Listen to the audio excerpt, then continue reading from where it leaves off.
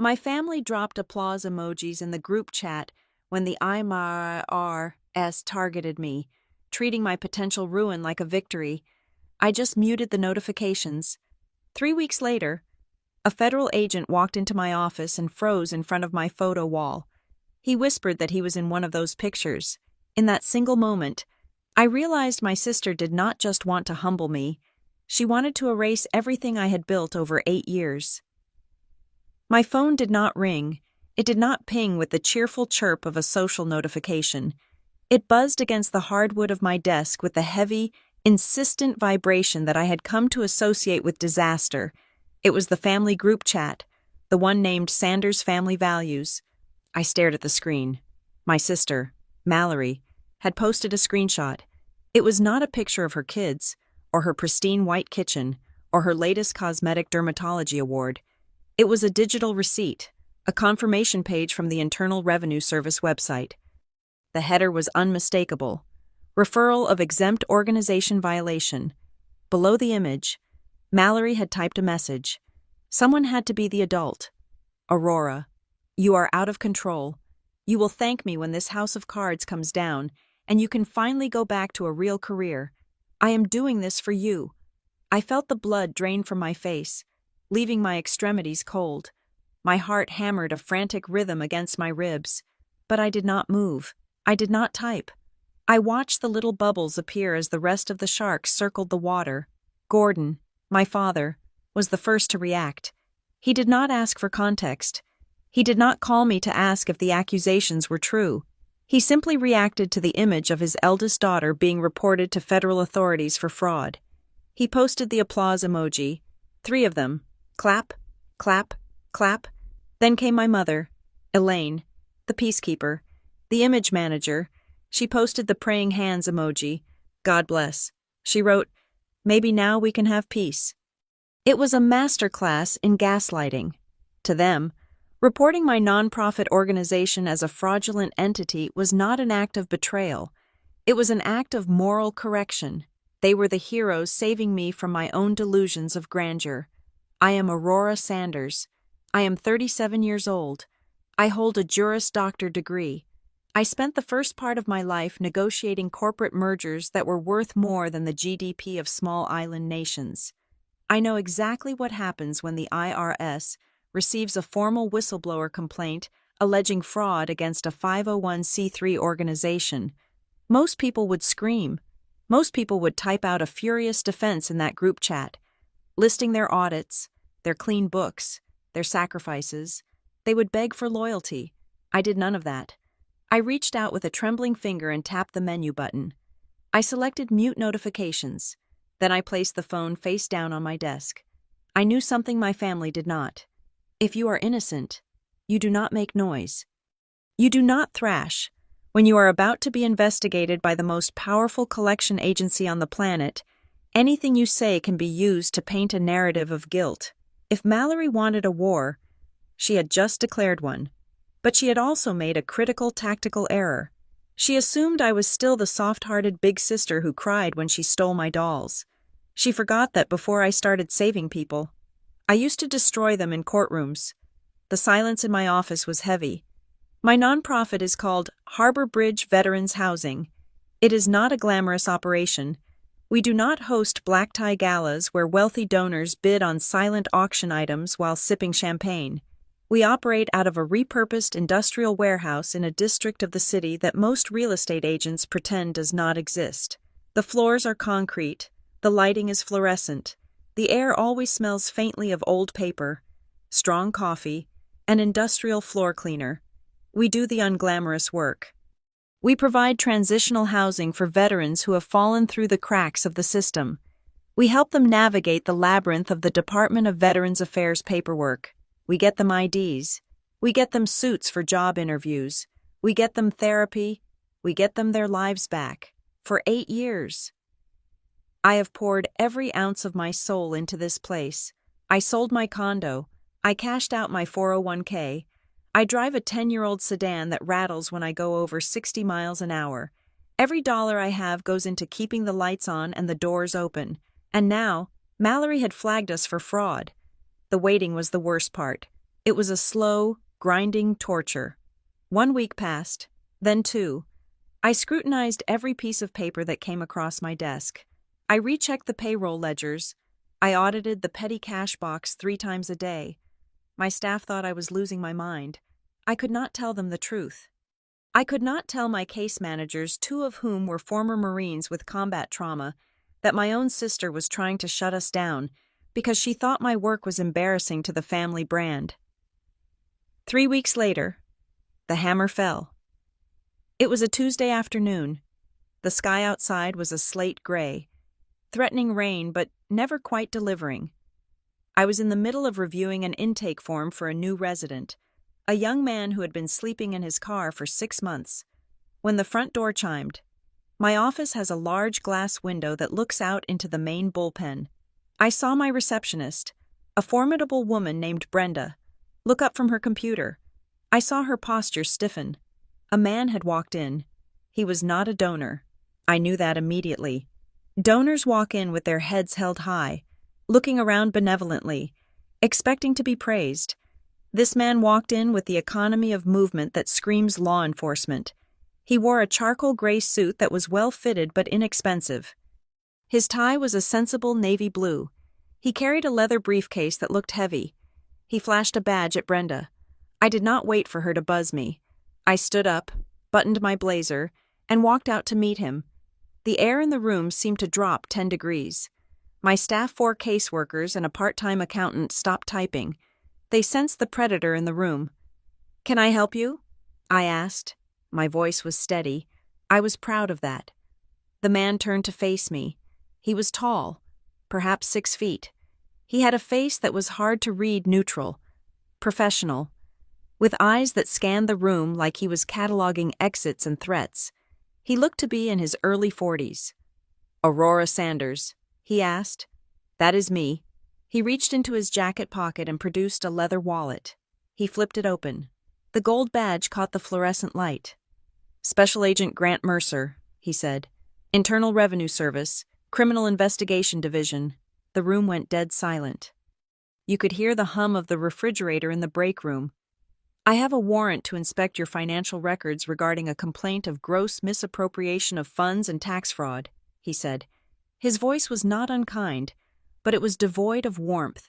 It was a voice that read rights and slapped cuffs. I nodded. "I understand. Agent Mercer. My office is this way. I have nothing to hide." It was the standard line. He had probably heard it 1,000 times. He gave a tight, practiced nod and gestured for me to lead the way. We walked toward my office. To get there, we had to pass the main hallway. The hallway is the soul of Harbor Bridge. One entire side of the corridor is covered in corkboard. Over the last 8 years, we have pinned up hundreds of photographs. They are not professional portraits. They are candid shots, Polaroids, printed selfies. It is our wall of honor. Every single face on that wall represents a human being we pulled out of the darkness. A veteran who got a job, a mother who got her kids back, a father who finally got his disability rating and could afford an apartment. I walked past it every day. It was my fuel. It was the reason I tolerated my family's snide remarks and the long hours. I heard Agent Mercer's footsteps stop. I paused and turned around. "Agent Mercer." He was not looking at me. He was standing rigid, staring at the wall. His professional mask had slipped. The cool, detached federal agent was gone. In his place was a man who looked like he had just seen a ghost. His mouth was slightly open. His hand, the one holding the briefcase, was gripping the handle so hard his knuckles were white. He was staring at a specific cluster of photos near the center of the board. "Is something wrong?" I asked, my lawyer brain instantly shifting into high alert. Was he looking for evidence of extravagance? Did he think the wall was a prop? He stepped closer to the corkboard. He raised a hand, his fingers hovering inches from a photograph. I followed his gaze. It was a picture from 4 years ago. The date was scrawled on the white border in black marker November 2020. The man in the photo was gaunt. His cheeks were hollowed out by hunger and exhaustion. He was wearing a donated coat that was 2 sizes too big for him. He had a beard that was matted and unkempt, but his eyes, even in the photo. You could see the spark of defiance in them. He was holding a set of keys. It was the day he had moved into his first apartment after 2 years on the street. I looked at the photo, then I looked at the man standing in my hallway. The hair was cut short now, military precise. The beard was gone, replaced by a clean shave. The hollows in the cheeks had filled out, ideally. The suit hid the frame, but the eyes were the same. The realization hit me like a physical blow to the chest. I remembered him. I remembered the night he came to us. It was raining, a cold, miserable November rain. He had been found sleeping behind a dumpster 2 blocks away. He was shivering so hard he could not hold a cup of coffee. He refused to speak for the first 3 hours. He did not trust us. He did not trust anyone. I had sat with him. I had not asked for his name or his service number. I had just sat there and drank bad coffee with him until he stopped shaking. His name was not on the file back then. We had just called him John until he was ready to tell us who he was. "That is me," Agent Mercer whispered. His voice was rough, like it was being dragged over gravel. "I am the man in that picture." He turned to look at me. The professional mask was completely shattered. His eyes were wide, wet, and vulnerable. "You," he said, "you are the lady with the coffee. You stayed up. You got me the interview at the security firm." I nodded slowly. "You went by G back then. You would not tell us your full name because you had outstanding warrants for unpaid parking tickets." He let out a breath that was half laugh, half sob. "I paid them, with my first paycheck. Then I went back to school. Then I applied to the agency." He looked back at the wall. He looked at the hundreds of faces surrounding his own. He saw the story that my sister wanted to burn to the ground. He saw the truth that my parents refused to acknowledge. This was not a scam. This was a lifeline. And he had been on the other end of it. The silence in the hallway was different now. It was not the silence of fear. It was the silence of a pivotal moment in history, the kind of silence that happens right before the world tilts on its axis. Agent Mercer looked down at the warrant in his hand. He looked at the name on the top of the paper, Harbor Bridge Veterans Housing. Then he looked at me. The vulnerability in his eyes hardened into something else, something fierce, something dangerous. He stepped closer to me. He lowered his voice so that Brenda and the others in the bullpen could not hear. "Ms. Sanders," he said, "the complaint we received, it was incredibly detailed. It cited specific ledger entries. It mentioned private conversations. It claimed you were funneling money into a shell company to pay for a vacation home in the Hamptons."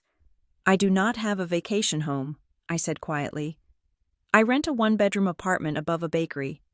"I believe you," he said, and I knew he did. He had seen the work.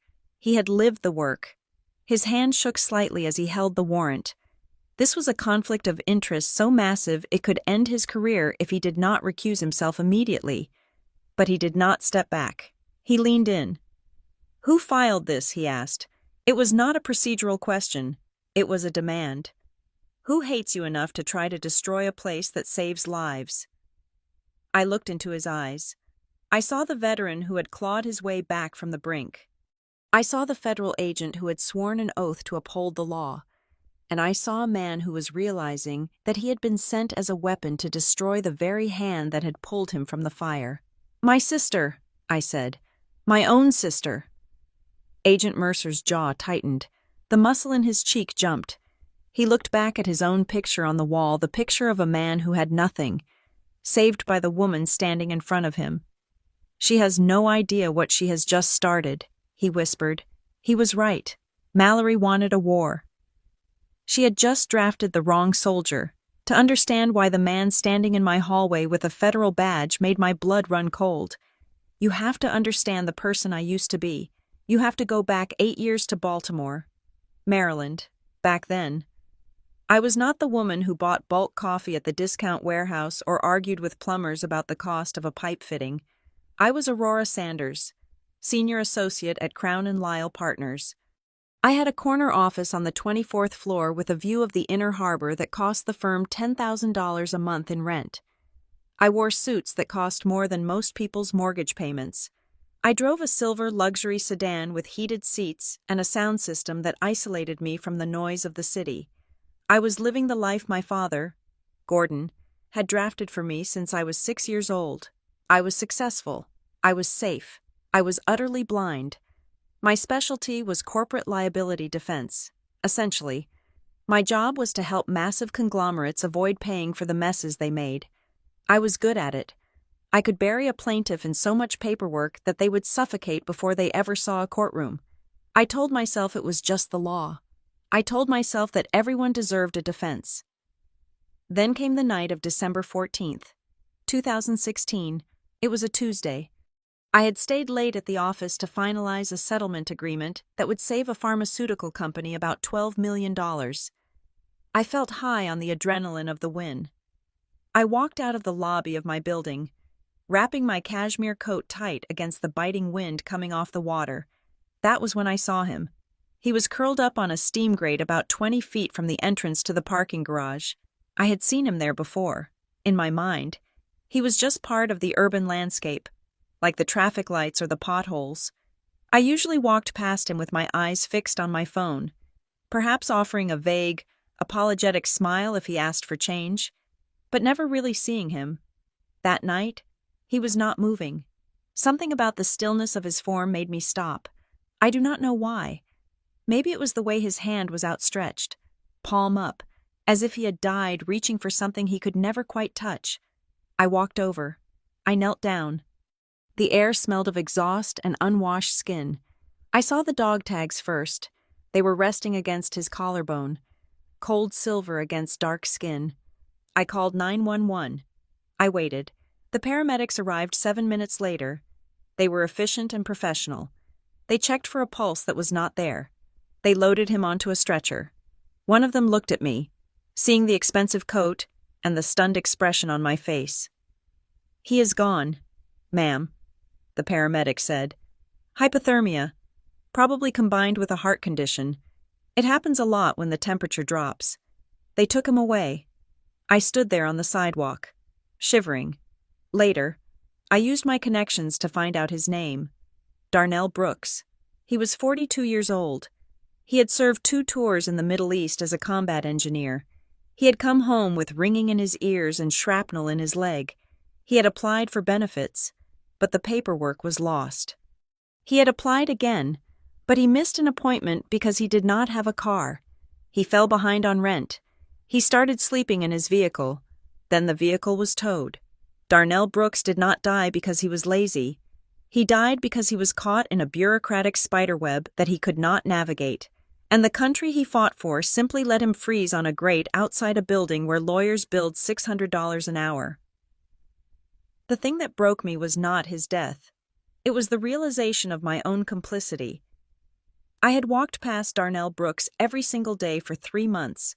I had stepped over him to get to my car so I could go home to my climate-controlled condo and drink wine. I had the legal skills to untangle the mess of his benefits in an afternoon. I could have saved him with a few phone calls and a letter on firm letterhead, but I had not, because I had not been paying attention.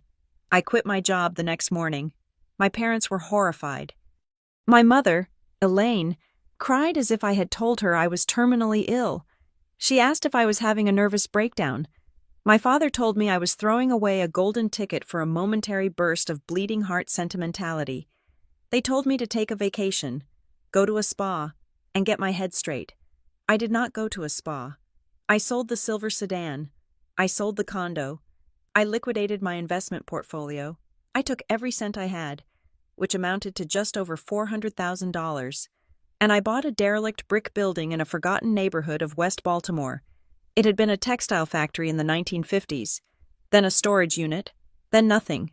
The roof leaked. The wiring was a fire hazard. There were rats in the basement the size of small cats. That was the birth of Harbor Bridge Veterans Housing. The first year was hell. I was not a contractor, but I learned how to hang drywall because I could not afford to pay a crew full price. I was not a social worker, but I learned how to talk a veteran down from a panic attack at 3 a.m. I was not a grant writer, but I learned how to beg for money from foundations that looked at me with skepticism. I treated the nonprofit exactly like a high-stakes legal case. I read the tax code until my eyes blurred. I memorized the regulations for 501c3 organizations. I learned that in the world of charity, good intentions are meaningless without compliance. If you mess up a single form, the government shuts you down.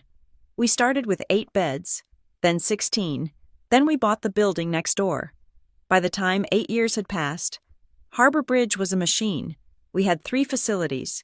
We had a team of 12 caseworkers. We had a dedicated legal clinic where volunteer lawyers helped veterans fight for their benefits. We had an 85% success rate in transitioning our residents to permanent housing within 12 months. But my background in corporate law had left me with a permanent scar. It was a deep, abiding paranoia about liability. I knew how easy it was to destroy an organization. I had done it to others. I knew that a single accusation of financial impropriety, even if false, could dry up donations overnight. Reputation is a fragile currency. So, I instituted what my staff called the Aurora Protocol. It was a system of financial transparency that bordered on the obsessive. Every single receipt, down to a pack of pencils, had to be scanned and uploaded to a cloud server within 24 hours. Every expense over $50 required dual signatures. Every contractor we hired had to go through a background check. I did not take a salary for the first 4 years. When I finally did start paying myself, I set my wage at the exact median income for a nonprofit director in our state, not a penny more, and I published my pay stubs on our internal newsletter. My accountant, a nervous man named Gary, used to tell me I was crazy. He said, "Aurora, nobody keeps records this clean. You are making extra work for everyone."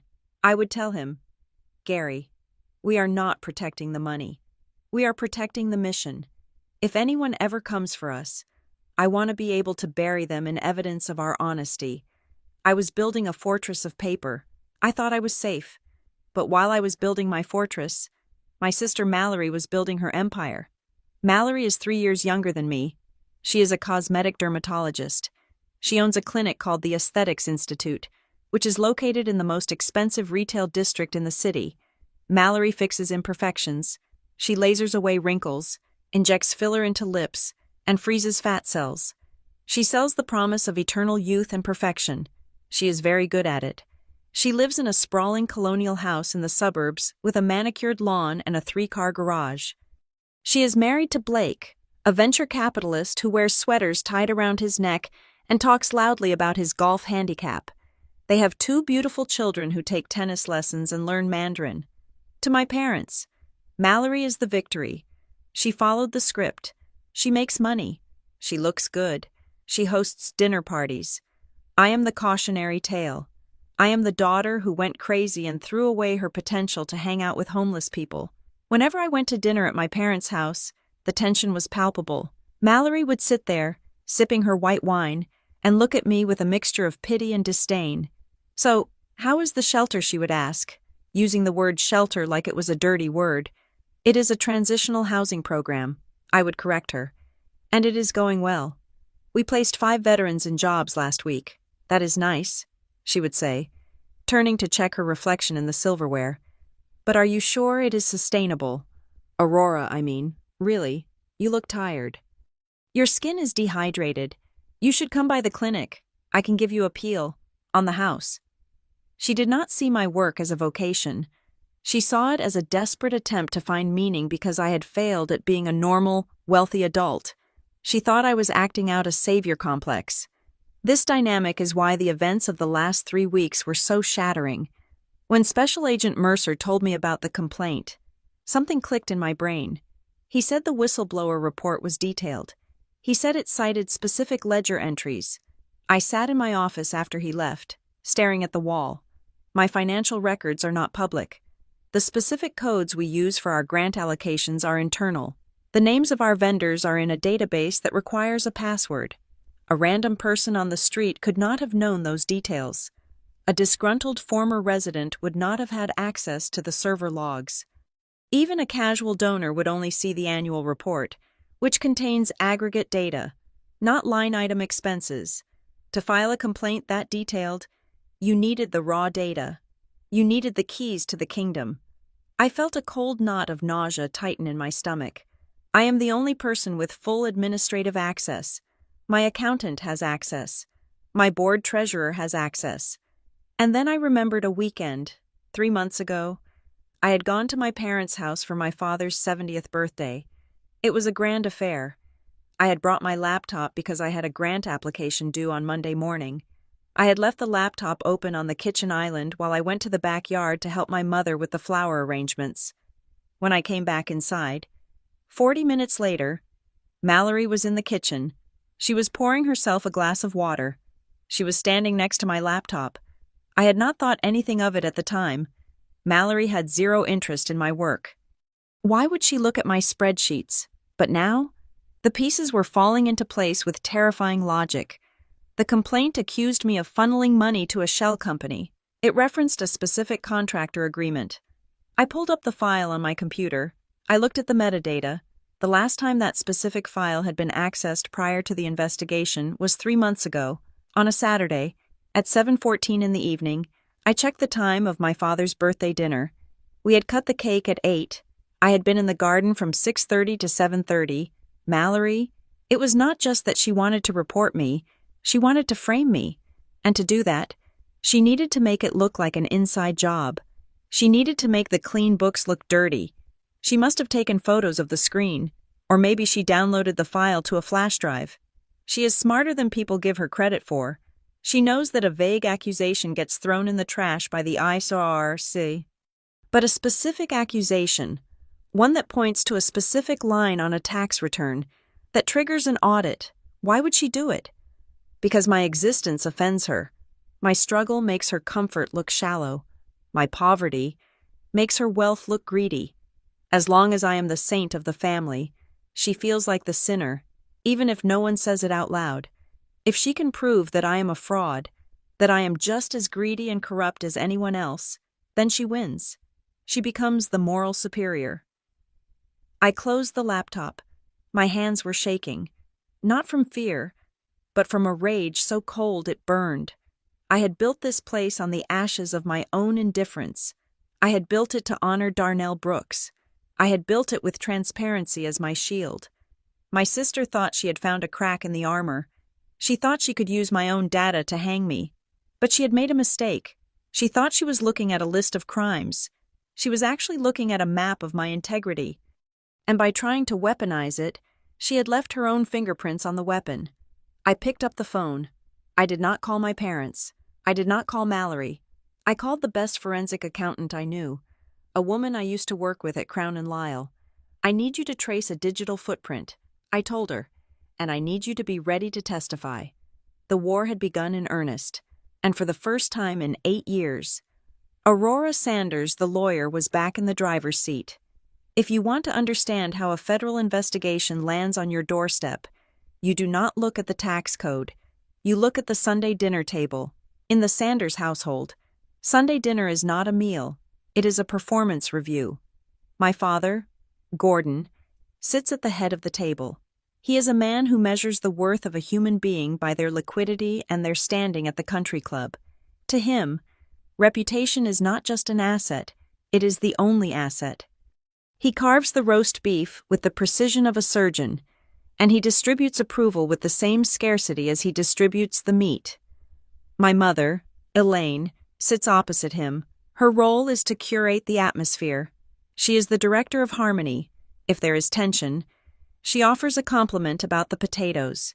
If there is a silence that feels too heavy, she fills it with gossip about the neighbors. She does not care if we are actually happy, as long as we look like a family that could be featured in a catalog for expensive sweaters. And then there is Mallory. Mallory sits to my father's right. This is not accidental. It is the seat of honor.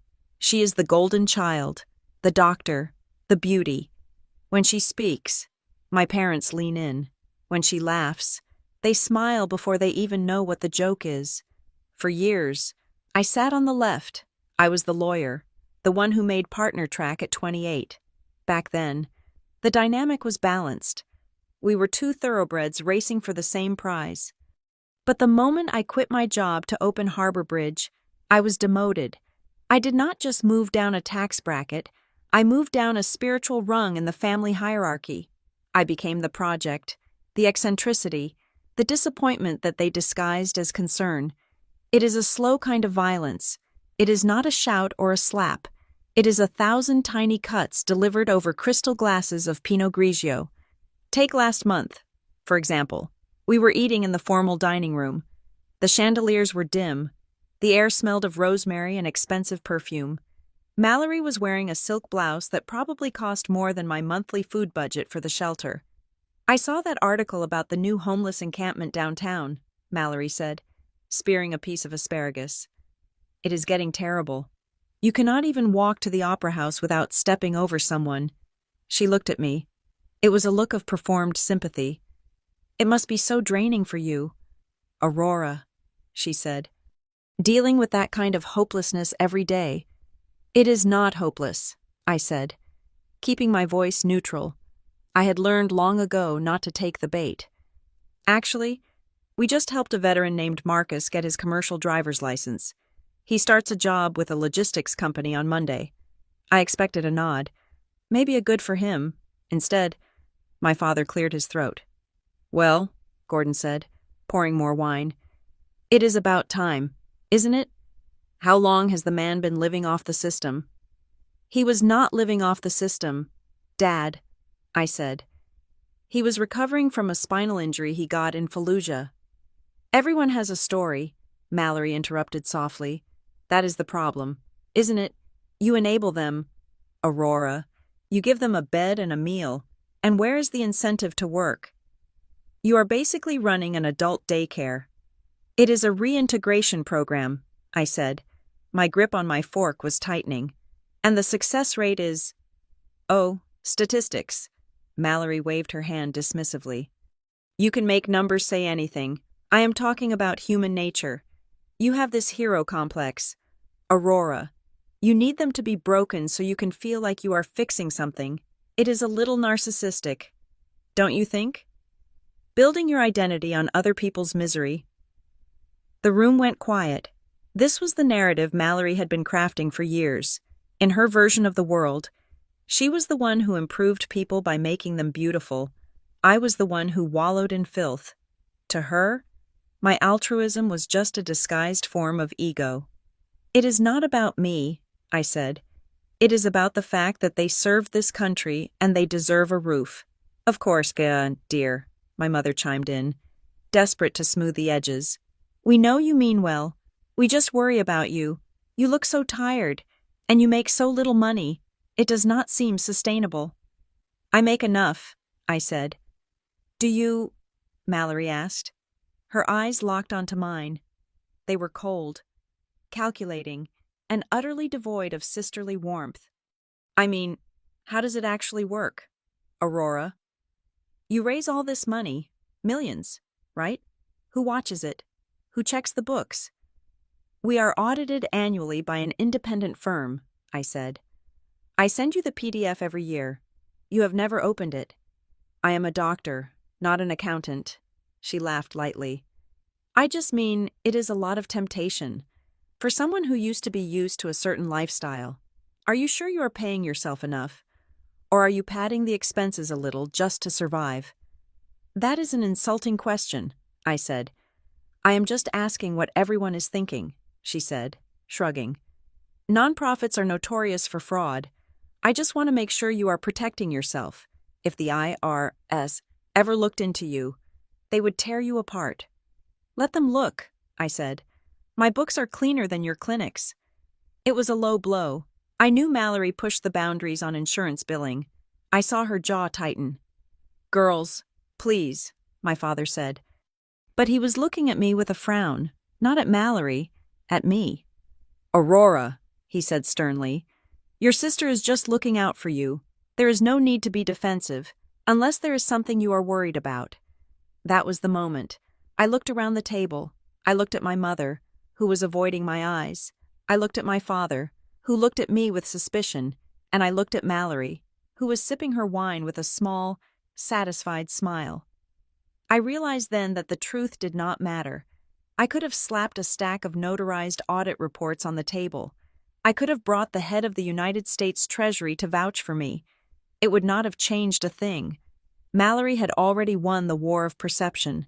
She had painted a picture of me as a desperate, failing woman who was playing with other people's money to feed her own ego. She had planted the seeds of doubt so deep in my parents' minds that any accusation, no matter how wild, would seem plausible. The IRS complaint was not a sudden attack. It was the final act of a play she had been writing for 8 years. She did not just want to get me in trouble with the government. She wanted to prove to my father that she was the only successful Sanders. She wanted to destroy the one thing I had that she did not. My moral high ground. If I was a fraud, then she was not just the rich sister. She was the good sister. The dinner ended as it always did. We moved to the living room for coffee. The conversation shifted to Mallory's upcoming vacation to the Maldives. I sat there, feeling like a ghost in my own family home. When I finally left, walking out to my rattling car, I felt a heavy sense of inevitability. I knew something was coming. You cannot share blood with a shark and expect not to get bitten eventually. I drove home in silence. I tried to focus on the work for the next day. We had a plumbing issue at the West Side facility. I needed to review the contract for the new security system. My phone buzzed in the cup holder. I glanced at it.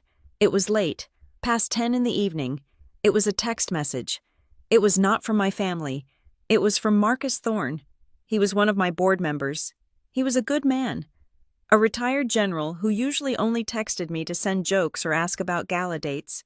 This text was different. Aurora. The message read, "I hate to bother you this late, but I just got a weird call from a friend in commercial real estate. He says people are asking questions about our property management contracts, specifically the maintenance bids." I frowned, stopped at a red light. What kind of questions? I dictated the reply. The response came back 3 bubbles long. Aggressive questions, implying that we are overpaying for services that are not happening. He asked if I knew a company called North Pier Management. I told him we do not use them, but he said their name is attached to a query regarding our tax filings. The light turned green. I did not move. North Pier Management. I had never heard that name in my life.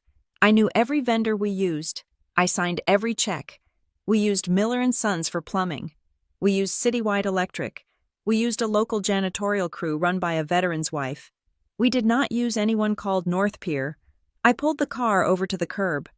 My heart began to race, not with the dull ache of family rejection, but with the sharp, cold spike of professional fear.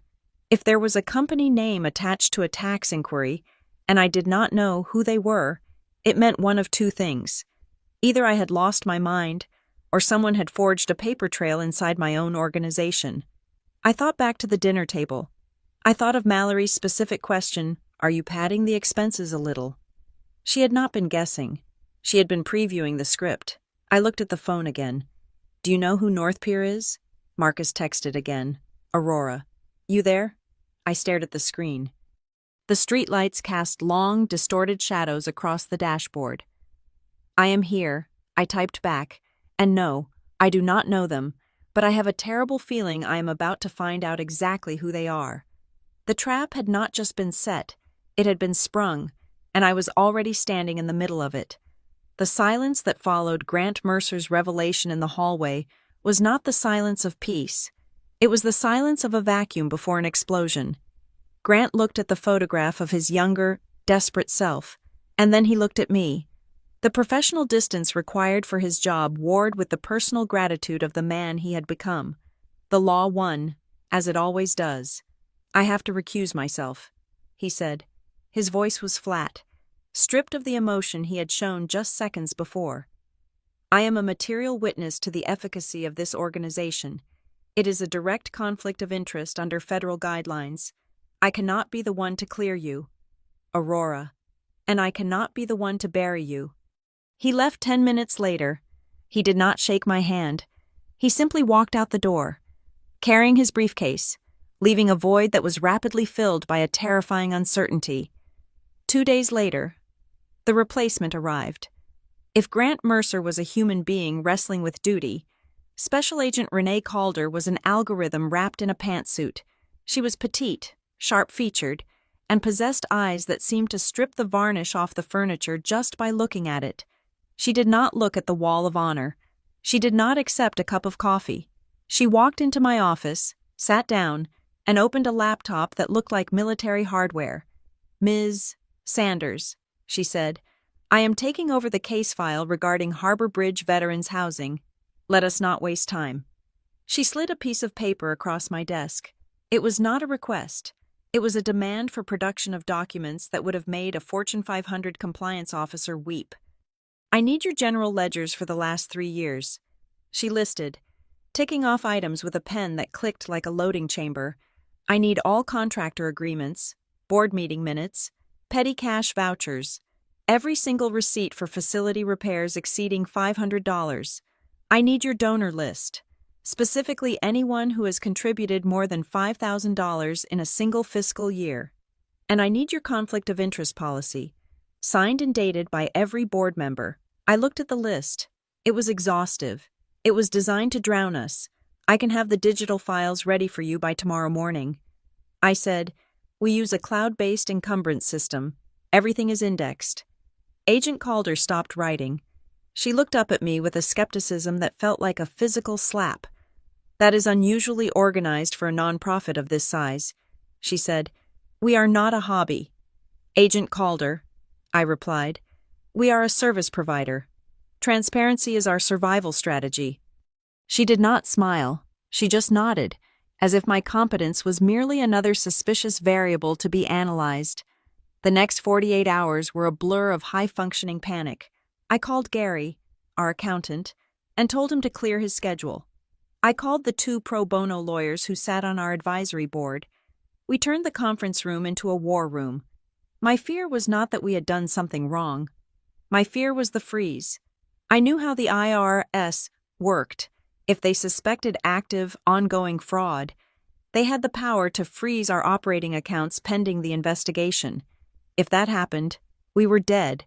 We had rent to pay on the satellite facilities. We had heating bills. We had a grocery tab for 45 veterans that ran into the thousands every week. If the money stopped flowing, my residents would be back on the street in 72 hours. We need a contingency plan. I told my team, if they lock the accounts, I need personal liquidity. "I am preparing to mortgage my parents' house if I have to." I was joking. Mostly. My father would sooner burn his house down than let me mortgage it to save a charity he despised. But the desperation was real. Agent Calder spent 3 days inside our operations. She was a ghost. She moved through the hallways, watching. She watched the case managers intake new clients. She watched the kitchen staff prep dinner. She inspected the bathrooms. She opened utility closets to check the inventory of cleaning supplies against the invoices. She was looking for the phantom expenses, the classic nonprofit fraud schemes, the ghost employees on the payroll, the supplies that were paid for but never delivered, the personal expenses buried in the travel budget. She found nothing. On the 4th day, she called me into my own conference room. The table was covered in stacks of paper. She had printed out hundreds of pages of our general ledger. "Ms. Sanders," she said, "I have reviewed your physical operations. Your facilities are up to code. Your staff appears to be actually working. You are not running a ghost ship." I let out a breath I did not know I had been holding. "Thank you, Agent Calder. However," she continued, and the word hung in the air like a guillotine blade. "However, the complaint we received was quite specific about the nature of the fraud. It alleges that you are using kickback schemes with maintenance contractors to siphon off grant money." I stared at her. Kickbacks, I argued with contractors over the price of drywall screws. The idea that I was colluding with them to steal money was laughable. "That is absurd." I said, "You have seen the invoices. We bid out every project over $1,000. 3 bids, minimum. Lowest responsible bidder wins. It is in the bylaws." Agent Calder pulled a single sheet of paper from a red folder. "The whistleblower provided evidence," she said. She turned the paper around so I could read it. It was an excerpt from the formal complaint. It was not a vague accusation. It was a precise, surgical strike. The director, Aurora Sanders, Utilizes a shell vendor to inflate repair costs. Reference contract ID NP404 regarding the roof repair at the Westside facility. Payment of $12,500 was issued on October 14th. The actual cost of materials and labor was less than $4,000. The remainder was funneled back to Sanders through a consulting fee. I stared at the numbers. October 14th, $12,500. My stomach dropped. I recognized the amount. We had repaired the roof at Westside. It had been an emergency repair before the winter storms hit. But the detail that made my blood run cold was the contract ID, NP404. That was an internal tracking number. It was generated by our software. It only existed inside our system. It did not appear on public tax forms. It did not appear on the checks we sent out. It only appeared on the internal purchase order screen. Whoever wrote this complaint had seen my screen, or they had a screenshot of it. This proves nothing, I said, trying to keep my voice from shaking. Anyone could make up a story about a roof repair. The agent tapped the paper. We checked the vendor. She said, the company that received the $12,000 is a limited liability company called North Pier Management. North Pier. There was that name again. The name Marcus had texted me about. I frowned. We do not use management companies. We hire tradesmen directly. Your signature is on the contract, Calder said. She slid another document across the table. It was a photocopy of a service agreement. There, at the bottom, was my signature. It looked real. It was a digital signature, the kind I used for hundreds of documents a week. I pulled the paper closer. I scanned the header, North Pier Management Services. I did not remember signing this, but I signed so many things. Had I been careless? Had I approved a batch of invoices without checking the vendor name? No, that was impossible. I was obsessive. Unless someone had slipped it into a stack of legitimate contracts, or unless someone had access to my digital signature file. Agent Calder was watching me closely. She was looking for the tell, the sweat on the upper lip, the darting eyes. I do not recognize this vendor. I said firmly, I need to check my internal logs. You do that, she said.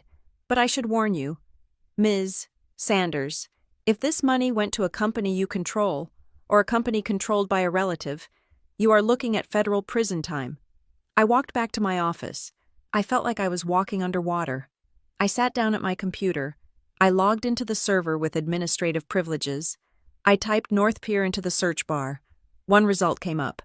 The contract for the roof. I opened the vendor profile. It had been created 4 months ago. The address listed was a post office box in Delaware. The phone number was an answering service. I looked at the created by field. Usually, it would say Brenda or Gary or Aurora. It said System Admin. That was me. But I had not done it. I clicked on the Audit Trail tab. This was a feature of our software that logged every change made to a file. It showed who opened it, who edited it, and when. The vendor profile had been created on a Saturday night. At 8:30 in the evening, I froze. That date, that time. It was the night of my father's 70th birthday party. The night my laptop had been sitting open on the kitchen island. The night Mallory had been standing over it. But Mallory did not know how to navigate my accounting software. She was a dermatologist, not a bookkeeper. She could take a photo of a screen. Sure, but creating a new vendor profile. Uploading a contract that took knowledge of the interface. I scrolled down to the notes section of the vendor file. There was a single attachment, a PDF titled Proposal for Services. I opened it. It was a standard proposal for property management, but in the references section, there was a line that made my breath hitch. Referral Source Investment Partners Group.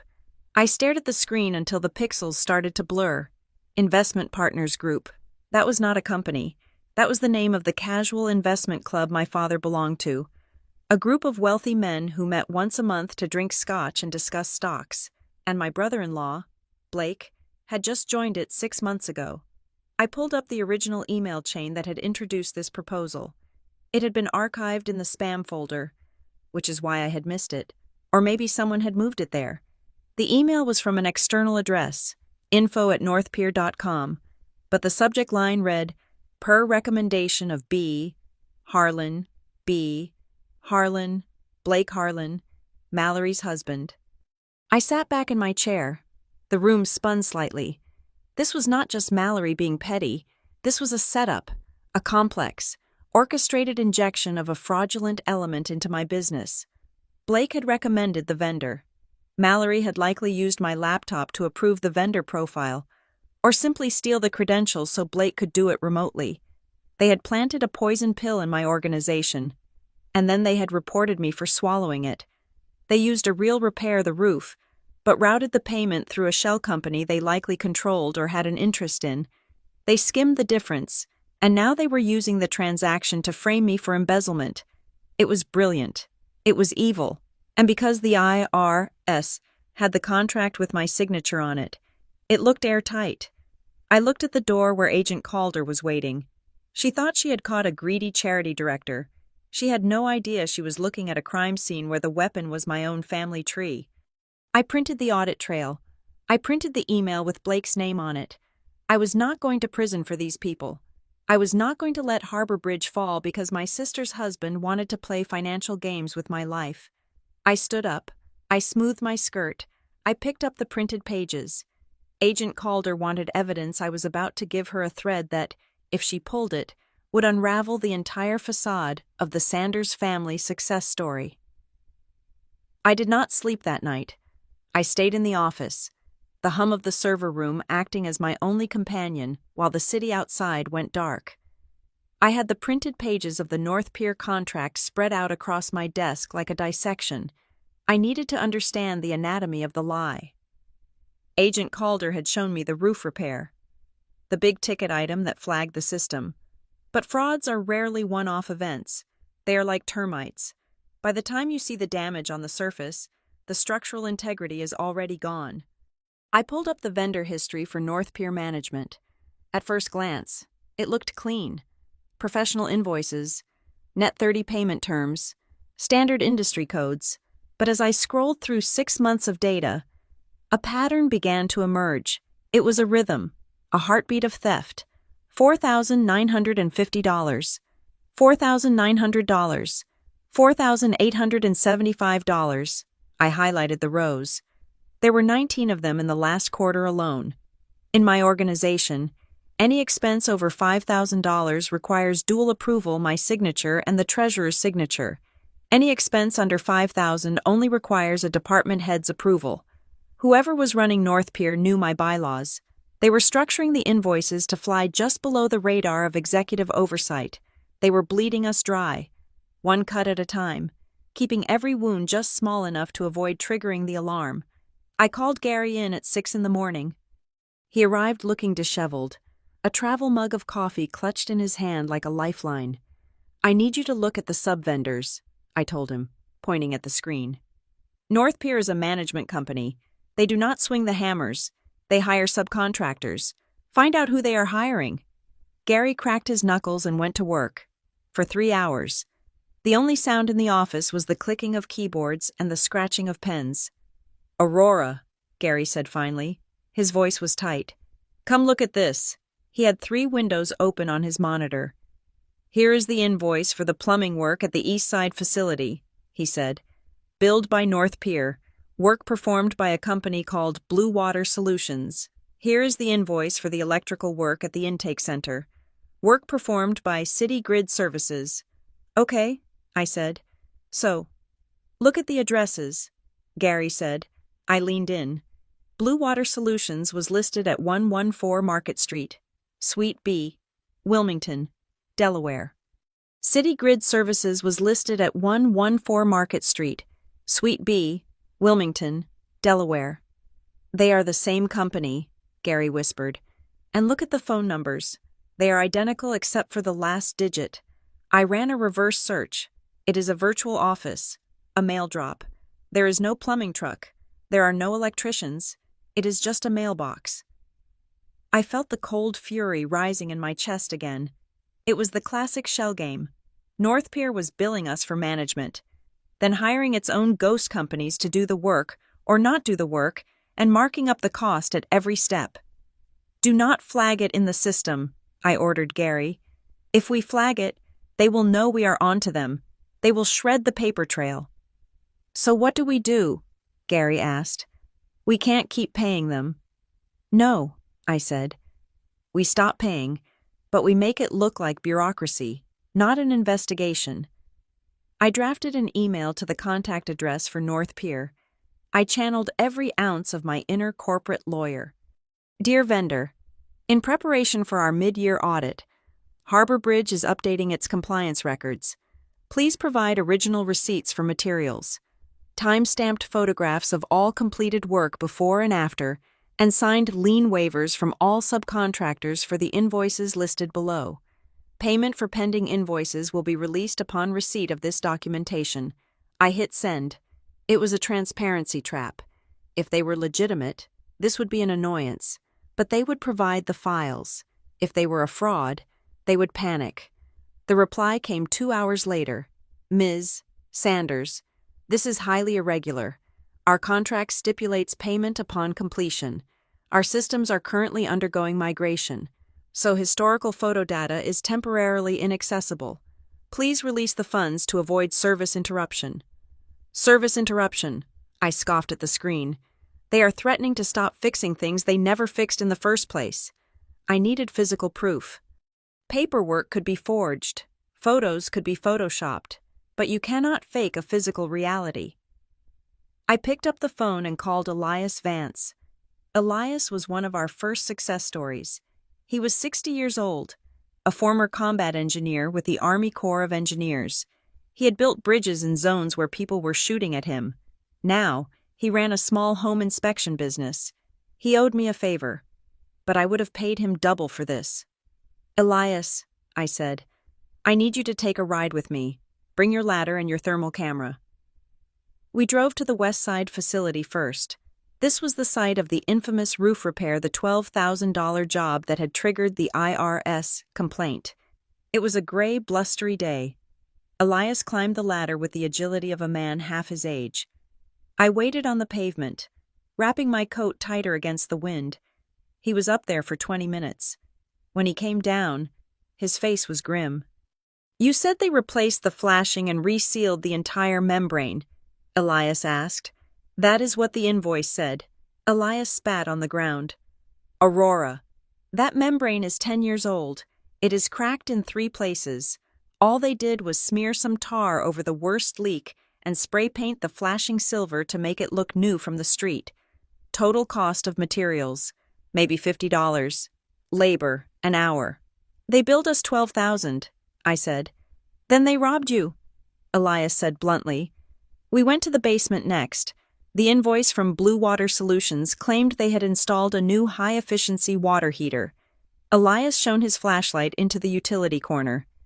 That tank is from 2015. See the serial number? They just wiped the dust off it. We spent the whole afternoon touring my properties.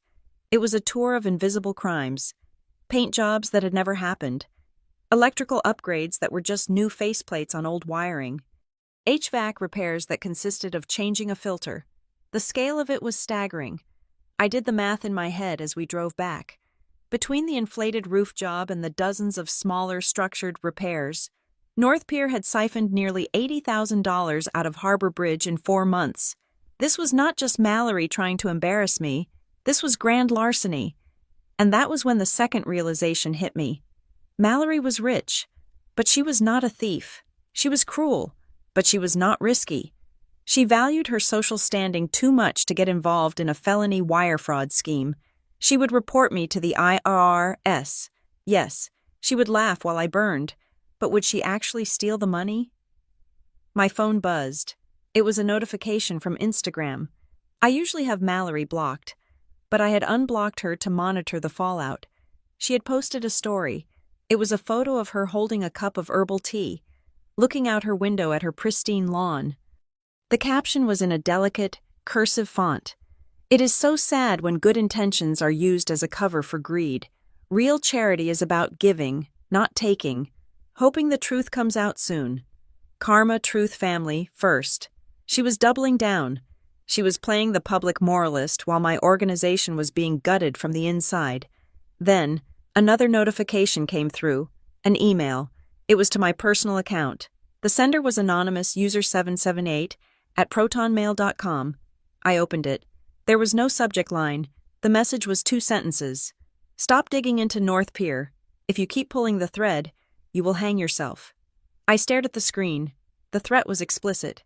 I sat in my car, parked outside the office, and tried to triangulate the enemy. There were 2 attacks happening simultaneously. Attack A. The IRS investigation. This was Mallory's weapon. It was legal, public, and designed to destroy my reputation. Attack B. North Pier. This was a financial vampire, sucking the life out of my accounts. Were they connected? Or was it a coincidence? Had someone simply seen the chaos Mallory caused and decided to take advantage of it to steal from us? No. The timing was too perfect. North Pier had entered the system right before the IRS complaint was filed. The complaint used the North Pier data to incriminate me.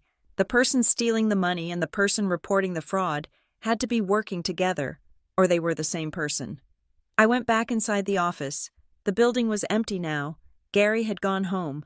I went to the filing cabinet where we kept the physical copies of the non-disclosure agreements. Every vendor had to sign one. I wanted to see the wet signature for North Pier. I found the file. I pulled out the contract.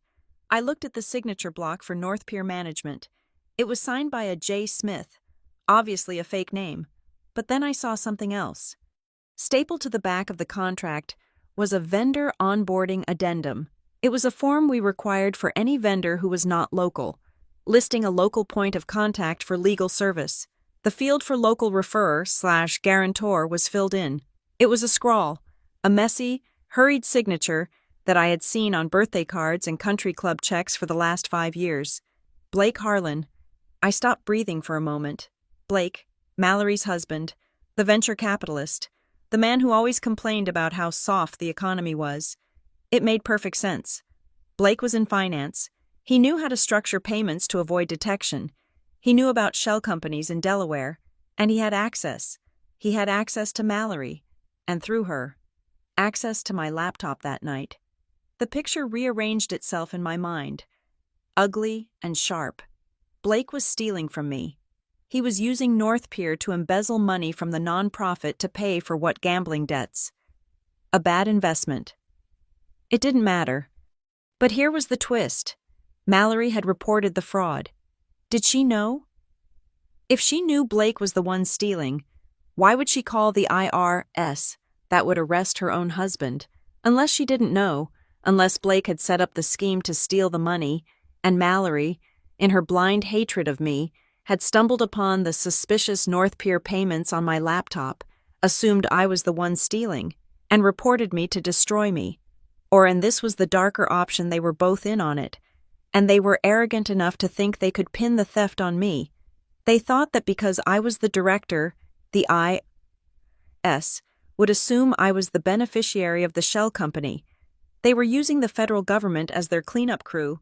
Blake gets the money, Mallory gets the satisfaction of seeing me destroyed, and I go to prison for their crime. It was not just a heist, it was a fratricide. I looked at Blake's signature again. The ink looked black and final.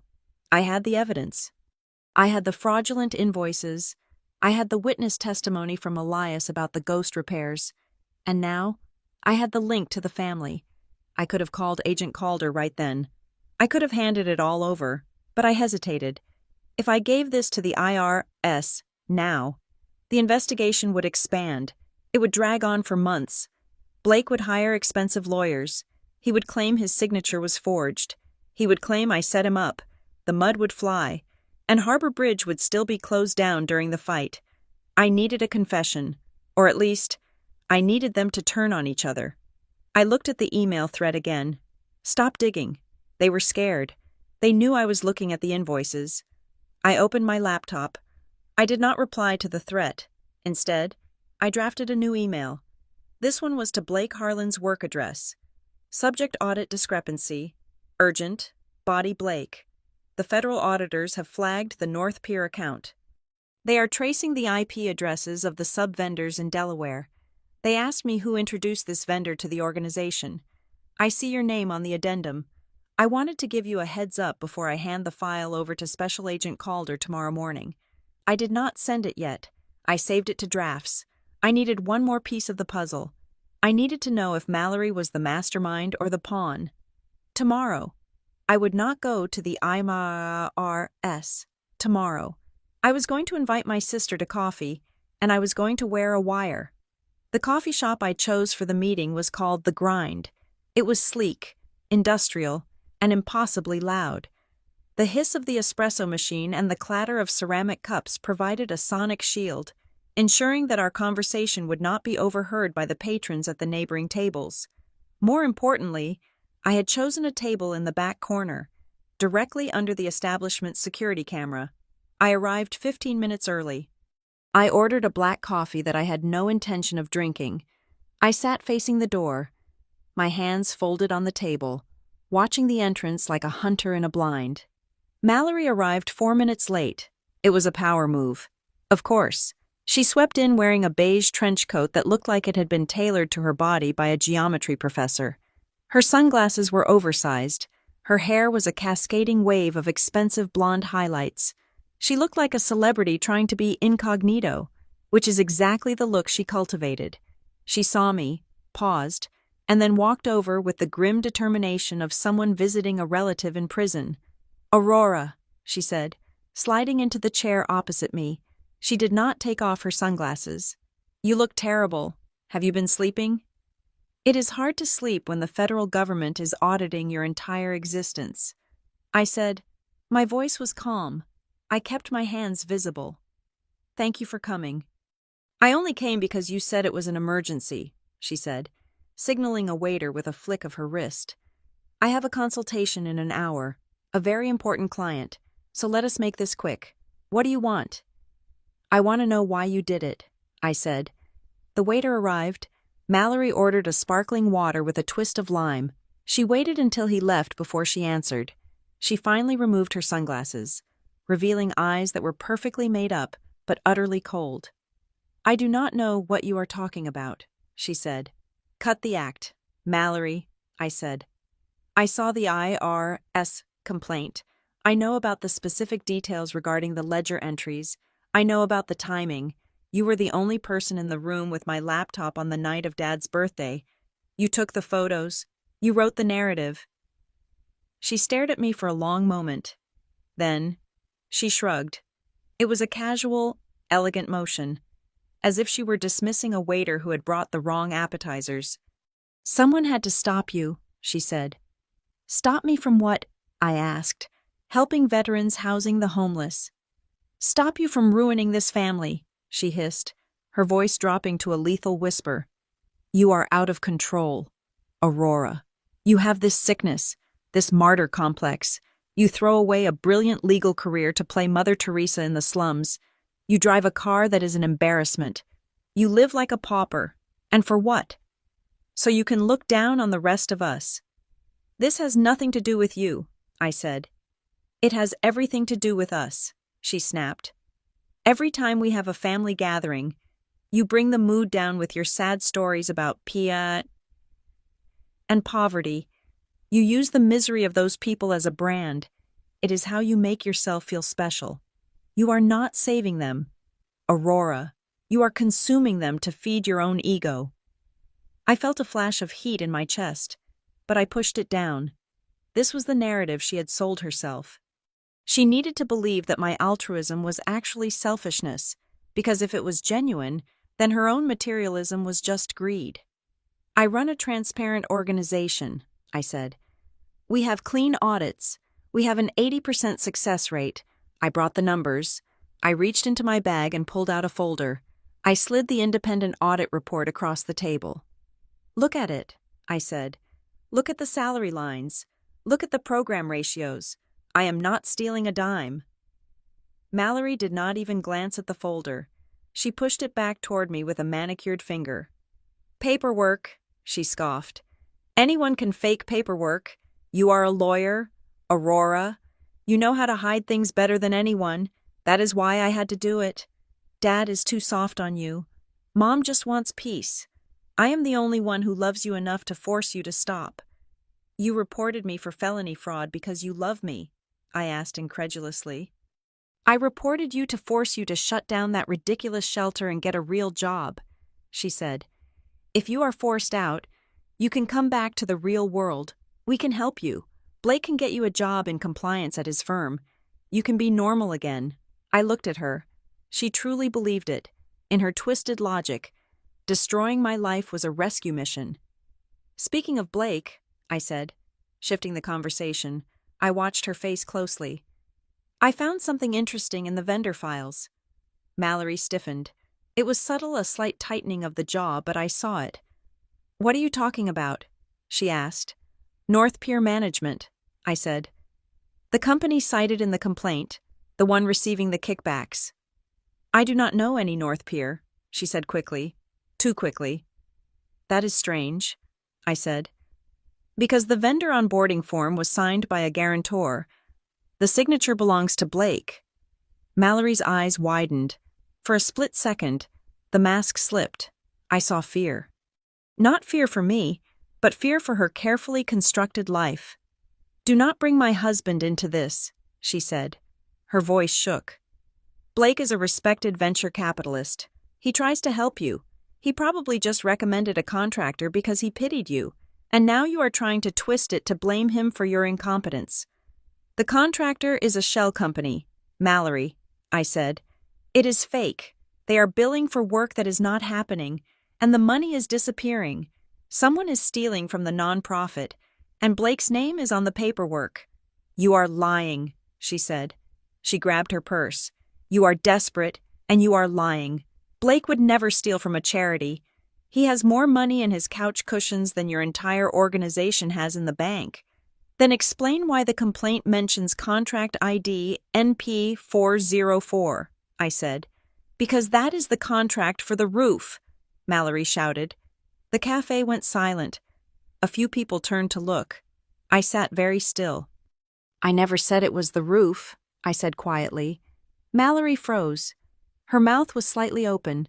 She realized, too late, that she had just walked off the cliff. I assumed, she stammered. You said North Pier. That is a roofing name. No, I said. North Pier is a management company. They do plumbing, electrical, HVAC. They do a dozen things, but the complaint specifically flagged the roof repair at the West Side facility. The only way you would know that detail is if you read the internal file, or if you knew exactly which fake invoice was used to frame me. She stood up. Her face was pale. I am leaving, she said. You are insane. Do not call me. Do not call Blake. Mallory, I said. If Blake is stealing, and you filed a false report to cover it up, you are going to prison as an accessory. Go to hell. Aurora, she spat. She turned and marched out of the cafe. She forgot her sparkling water. I sat there for a long time. I looked up at the security camera in the corner.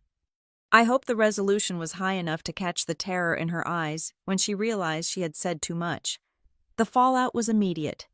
At 7:30 that evening, my phone rang. It was my father. I barely had time to say hello before he unleashed a torrent of anger. How dare you, Gordon shouted. How dare you accuse your sister's husband of theft? Dad, please listen, I said. I have evidence. Blake signed. I do not want to hear about your paranoid delusions, he roared. Mallory just left here in tears. She told us everything. She told us how you ambushed her, how you threatened to drag Blake's reputation through the mud just to save your own skin. She reported me to the IRS. Dad, I shouted back. She is trying to put me in jail. She is trying to help you. My mother's voice came on the line. She was on the extension, crying. Oh, Aurora. Why can you not just admit you made a mistake? Why do you have to destroy the family? Blake has been nothing but kind to you. Blake is embezzling money from veterans, I said. He set up a shell company. He is stealing. Stop it, my father yelled. I will not hear another word of this slander. Blake is a partner at a top firm. He does not need your pennies. You are jealous. You have always been jealous of Mallory's success. This is sick. Aurora, it is absolutely sick. If you continue with these accusations, my father added, his voice dropping to a cold, final tone. "You are no longer welcome in this house. We will not harbor a liar who attacks her own family." The line went dead. I lowered the phone. I stood in the middle of my small apartment, listening to the silence. I realized then that the truth did not matter to them. The facts were irrelevant. They had cast the roles long ago. Mallory was the princess, Blake was the prince, and I was the dragon. If Blake was a thief, then their entire worldview that wealth equals morality would crumble. They could not accept that. It was easier to believe that I was crazy. It was easier to sacrifice the daughter who made them uncomfortable than to question the daughter who made them proud. I was the sin eater. I was the vessel for all their shame so they could remain pristine. I poured myself a glass of tap water. My hand was steady. "Fine," I said to the empty room. "If you want a villain, I will show you what a villain looks like when she is fighting for the truth." The next morning, I went into the office early. I had barely taken off my coat when the receptionist buzzed me. "Agent Calder is here," Brenda whispered. "She looks intense." I walked out to meet her. Special Agent Renee Calder was standing by the wall of honor. She was not looking at the photos this time. She was looking at a file in her hands. "Agent Calder," I said, "I was just about to send you some new documentation regarding the North Pier contract." She looked up at me. Her expression was unreadable, but there was a new sharpness in her eyes. "We can discuss North Pier later," she said. "We have found something else, something much bigger." She waved me into my office and shut the door. She did not sit down. "We ran a full trace on your donor list," she said. "Specifically, the anonymous donations that came in over the last 18 months. "Okay," I said.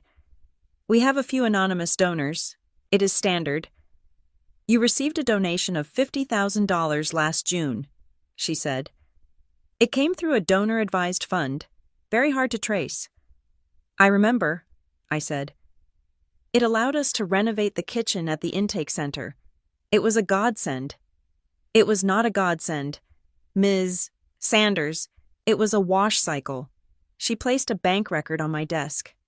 "We pierced the veil of the fund," she said. "The money originated from an offshore account in the Cayman Islands. That account has been flagged by the FBI for connection to a real estate fraud scheme involving commercial loans." I stared at her. "I do not understand. Who sent the money?"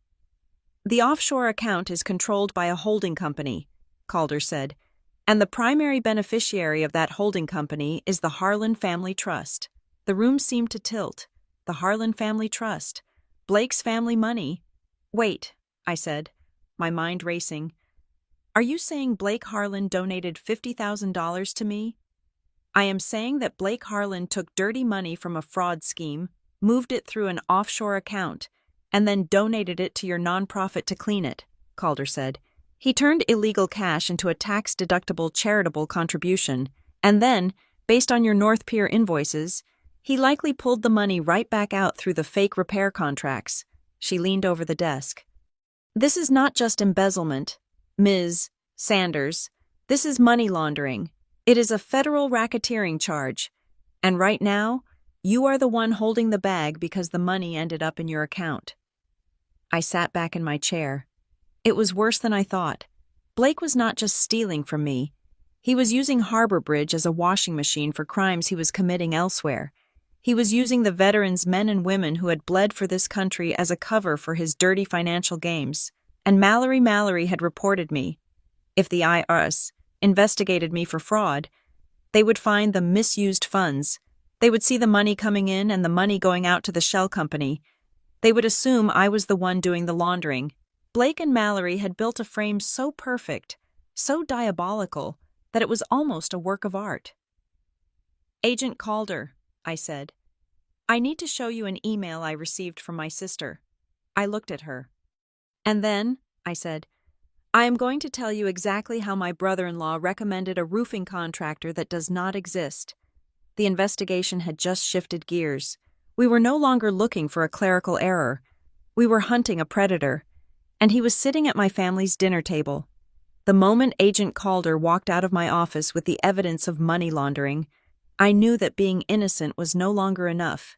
In the American legal system, innocence is a passive state. Exoneration is an active conquest. I had to stop thinking like a charity director who was hurt by her family's betrayal and start thinking like the corporate shark I had spent a decade becoming. I called an emergency meeting with my legal counsel, a brilliant woman named Sarah who had left big law for the same reasons I had. We sat in the war room, surrounded by whiteboards. We have to bifurcate the strategy. I told her. The air in the room was stale, smelling of ozone from the printer and stress. Front one is the IRS, I continued, drawing a vertical line down the center of the board. We do not just comply. We flood them. We give them radical transparency. I want them to see every email, every calendar invite, every sticky note from the last 3 years.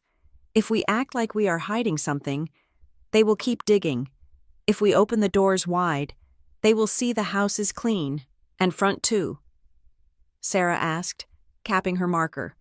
Front two is the hunt. I said, we need to find the specific point of injection. Blake Harlan is the beneficiary of the fraud. But Blake does not have a login for my accounting server. Mallory saw my screen. But she does not have the administrative privileges to authorize a recurring payment over $5,000. Someone inside the house opened the door. I did not wait for a warrant. I called a private forensic IT specialist I had used in my corporate days. His rate was $300 an hour, and I paid him out of my own dwindling savings account. I want the server logs. I told him, not just the access times, I want the IP addresses. I want to know exactly whose credentials were used to approve the North Pier contract and every subsequent invoice. It took him 6 hours. At 4 o'clock in the afternoon, he turned his laptop screen toward me. Here is your anomaly, he said. He pointed to a line of code that represented a login event. On October 12th, at 2:30 in the morning, a user logged into the financial system. They accessed the vendor management module. They uploaded the North Pier contract. Then, they bypassed the dual signature requirement by flagging the project as an emergency infrastructure repair, which allows for a single executive approval. Who was the user, I asked, leaning in. The username is T-Mims Treasurer. The specialist said.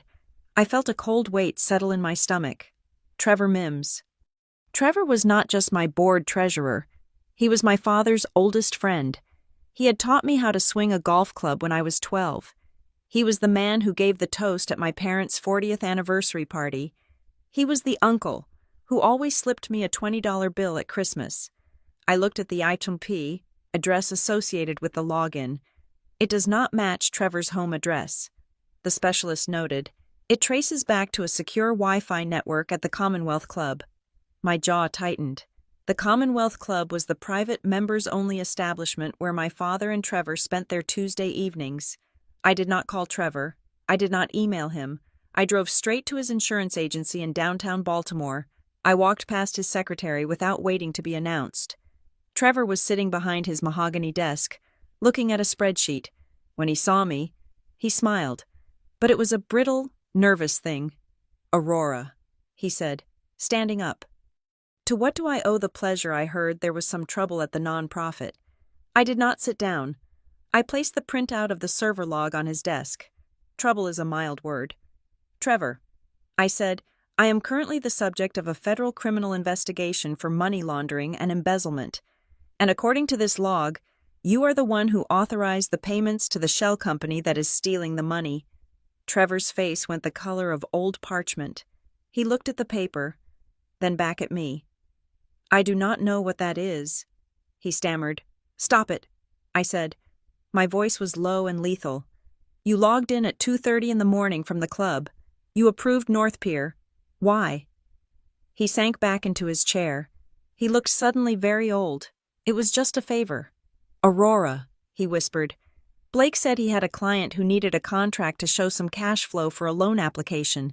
He said it was just paper. He said the work would get done, the money would cycle through, and the nonprofit would get a discount on the repairs. He called it a win-win. A win-win, I repeated, my voice rising. Trevor, he is using us to wash dirty money, and you gave him the keys to the bank vault. I didn't know Trevor pleaded. He is family. Aurora, he is your brother-in-law. We are in the investment club together. He pitched it as a creative financing vehicle. He said Gordon was okay with it. I froze. He said my father was okay with it. Trevor hesitated. He rubbed his face with his hands. He implied that Gordon knew. He said it was a way to help the family portfolio while helping your little project. I felt a wave of nausea. My father. Did he know? Or was Blake using my father's name to manipulate Trevor? Just like he used my nonprofit to manipulate the IRS and the whistleblower complaint I asked? Did you write that? No, Trevor looked genuinely horrified. I would never call the feds. Aurora, you know that. I hate the IRS. Then who forwarded the internal emails I asked? The complaint cited internal contract codes. Those codes were in the emails you received confirming the payments. Trevor looked down at his hands. I forwarded them to Blake. He admitted. He asked for confirmation that the payments went through. He said he needed them for his records. I had the chain of custody. Trevor approved the fraud. Trevor sent the proof to Blake. Blake or Mallory used that proof to write the complaint against me. I walked out of Trevor's office. I had enough to bury him. I could hand him to Agent Calder on a silver platter, but I needed to be smart. If I sacrificed Trevor now, Blake might spook and destroy the money trail before we could recover the funds. I needed to package this perfectly. I went back to Harbor Bridge. It was late, almost 9 in the evening. The building was quiet. Save for the hum of the vending machine in the hallway, I was startled to see a figure standing near the entrance of the administrative wing. He was wearing jeans and a hoodie, carrying a toolbox. It was Grant Mercer. I stopped. Agent Mercer. He held up a hand. Not Agent, just Grant. And I'm here to fix the loose railing on the front steps. I signed the volunteer sheet at the front desk. It is all above board. I looked at him. He was risking his career just being here, even as a volunteer. The optics were dangerous. The railing is fine. Grant, I said. It was a little wobbly, he said. He walked over to me, keeping his distance. His eyes scanned the hallway, checking for cameras or witnesses. I cannot talk to you about the case, he said softly. I cannot give you advice. I cannot interfere. I know, I said. But, he continued, looking at the wall behind me, if I were a person trying to explain a complex financial pattern to a federal agent who is overworked and understaffed, I would not just dump 1,000 pages of logs on her desk. I listened. I did not breathe. Agents look for intent, he murmured. If you show them a mess, they see negligence. If you show them a map, they see a crime scene. You need to show the separation. Show 2 distinct timelines. Timeline A is the legitimate operation of the nonprofit. Timeline B is the parasite. Color-code it. Make it so simple a jury could read it in 10 seconds. Show that the parasite only feeds when the host is looking the other way. He shifted his toolbox. Also, he added, agents hate being used. If an agent realizes that the person who called them is actually the criminal, they tend to get very aggressive. The IRS does not like being weaponized. He looked at me then. For a second, the barrier between us dropped. I saw the man who had slept in the cold. I saw the gratitude that he could not speak aloud. Fix the railing, I said. And thank you. He nodded and walked out to the front steps. I went into my office and did exactly what he said. I spent the entire night building a visual timeline. I used red for North Pier transactions. I used blue for legitimate Harbor Bridge operations. I overlaid the login times. Every blue transaction happened between 9 in the morning and 6 in the evening, my working hours. Every red transaction happened between midnight and 3 in the morning, or on weekends. I overlaid the IHP addresses, blue my office, my laptop, red the Commonwealth Club, a P.O. box in Delaware, a VPN node in the Cayman Islands. When I stepped back and looked at the chart at 5 in the morning, the truth hit me with the force of a physical blow. It was the twist that I had not seen coming. I had been asking myself why Mallory would report me if she and Blake were stealing. I thought it was just hate. I thought it was just family drama. But looking at the dates, I saw the pattern. The North Pier theft had been going on for 4 months. It was small, subtle. Then, 3 weeks ago, Blake had ramped up. The withdrawals jumped from $4,000 to $12,000. He was getting greedy. He was draining the account faster. He knew that eventually. I would notice. I was too obsessive not to. The IRS complaint was not an attack. It was a distraction. They threw a flashbang grenade into the room. By calling the IRS on me, they ensured that my entire focus and the focus of my staff would be on defending the old books. The past 3 years of audits. They knew I would be consumed by the fear of losing our status. They knew the chaos would cover their tracks. They wanted the IRS to freeze the accounts.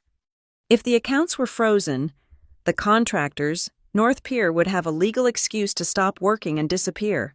They could claim non-payment, void the contracts, and vanish into the ether with the money they had already stolen. And because the IRS was looking at me, the director, for fraud, the investigators would assume the missing money was my fault. It was brilliant.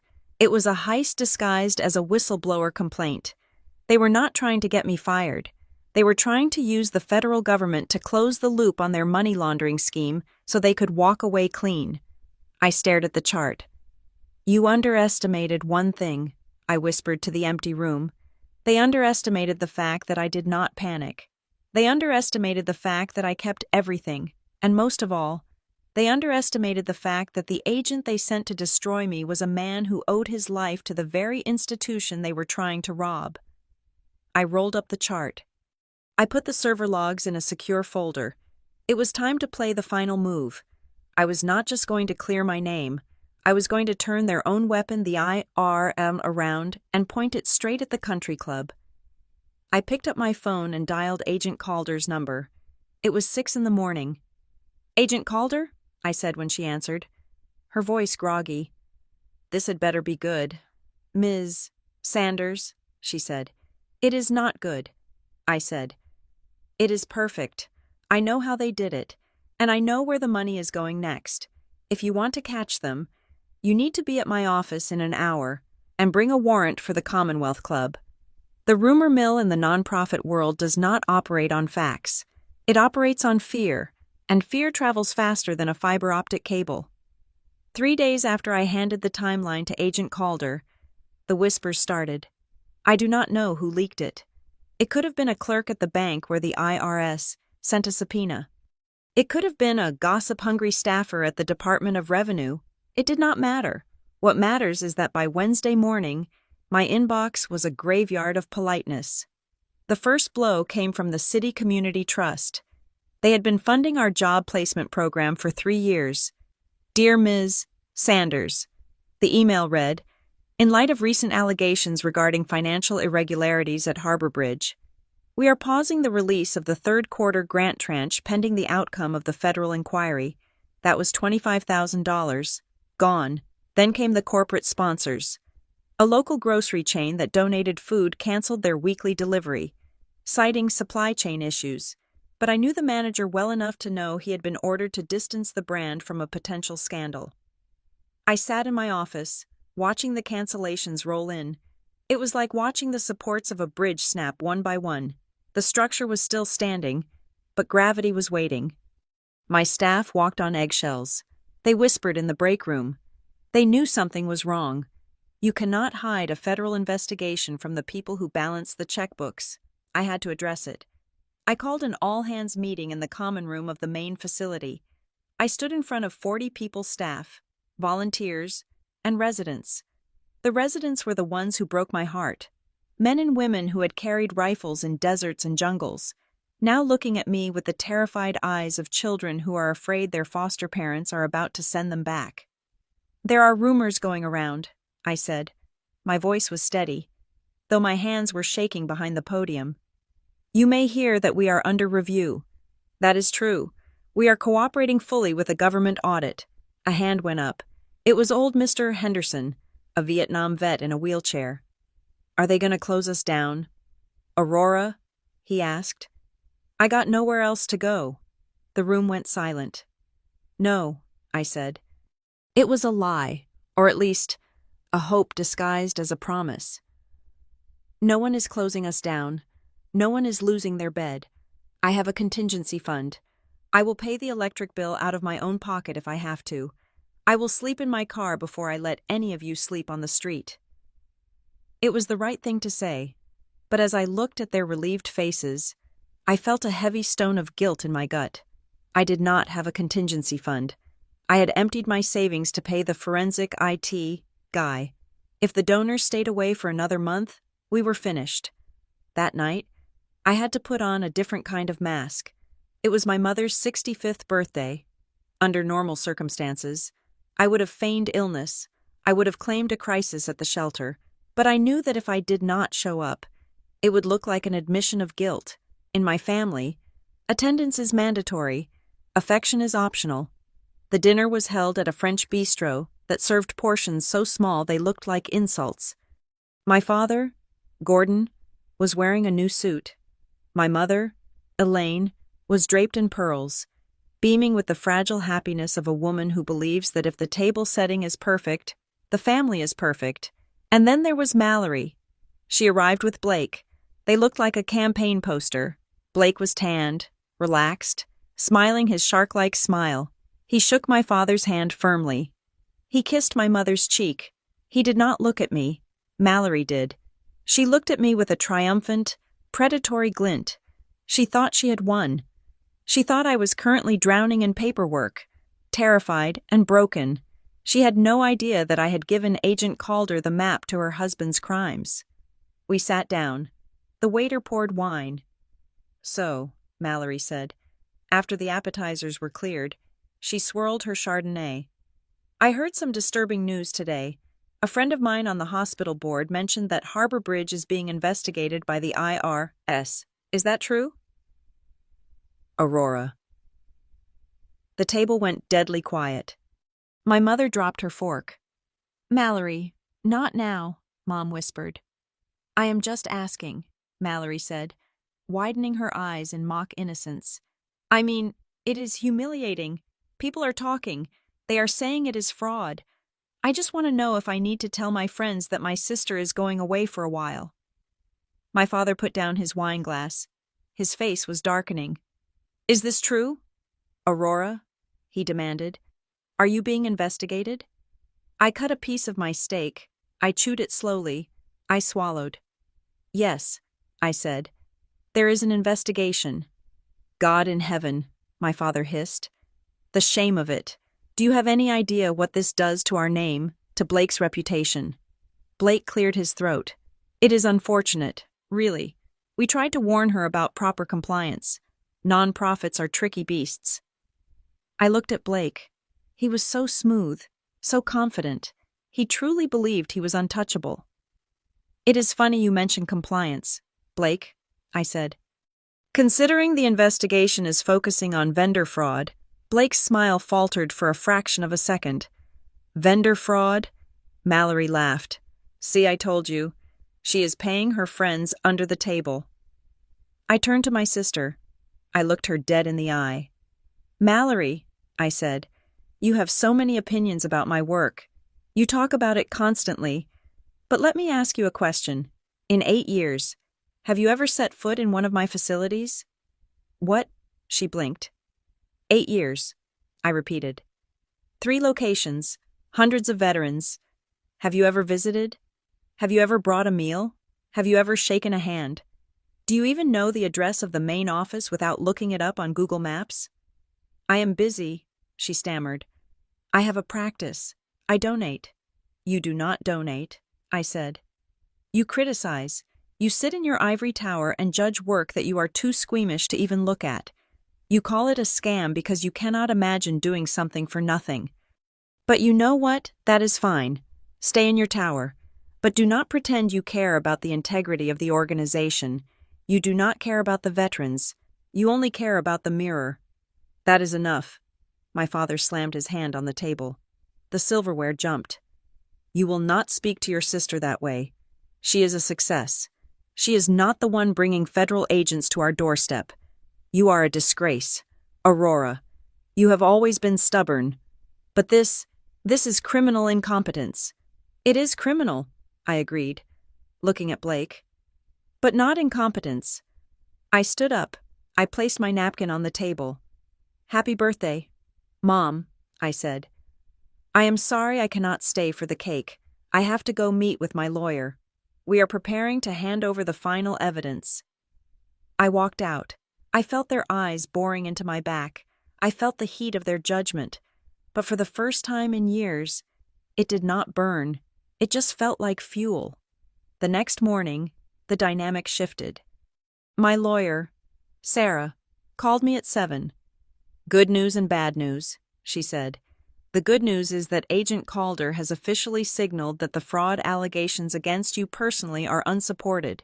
The timeline you built was bulletproof. They see the separation of duties. They see the login anomalies. And the bad news, I asked. The bad news is that they are opening a secondary probe into the contractors and the referring parties, Sarah said. They are going to start subpoenaing personal emails, and they are going to interview the board. The net was closing. At noon, I received a text message. It was from a burner number.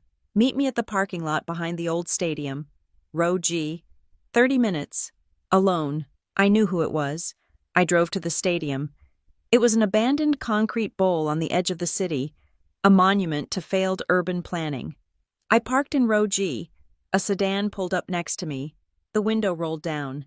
It was Trevor Mims. He looked terrible.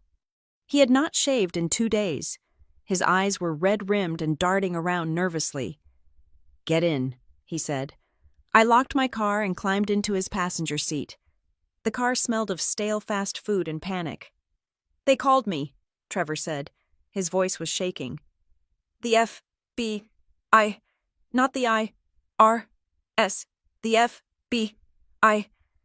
They asked about the Cayman account. I told you they would, I said. I cannot go to prison. Aurora, he said, gripping the steering wheel. I have a pacemaker. I have grandkids.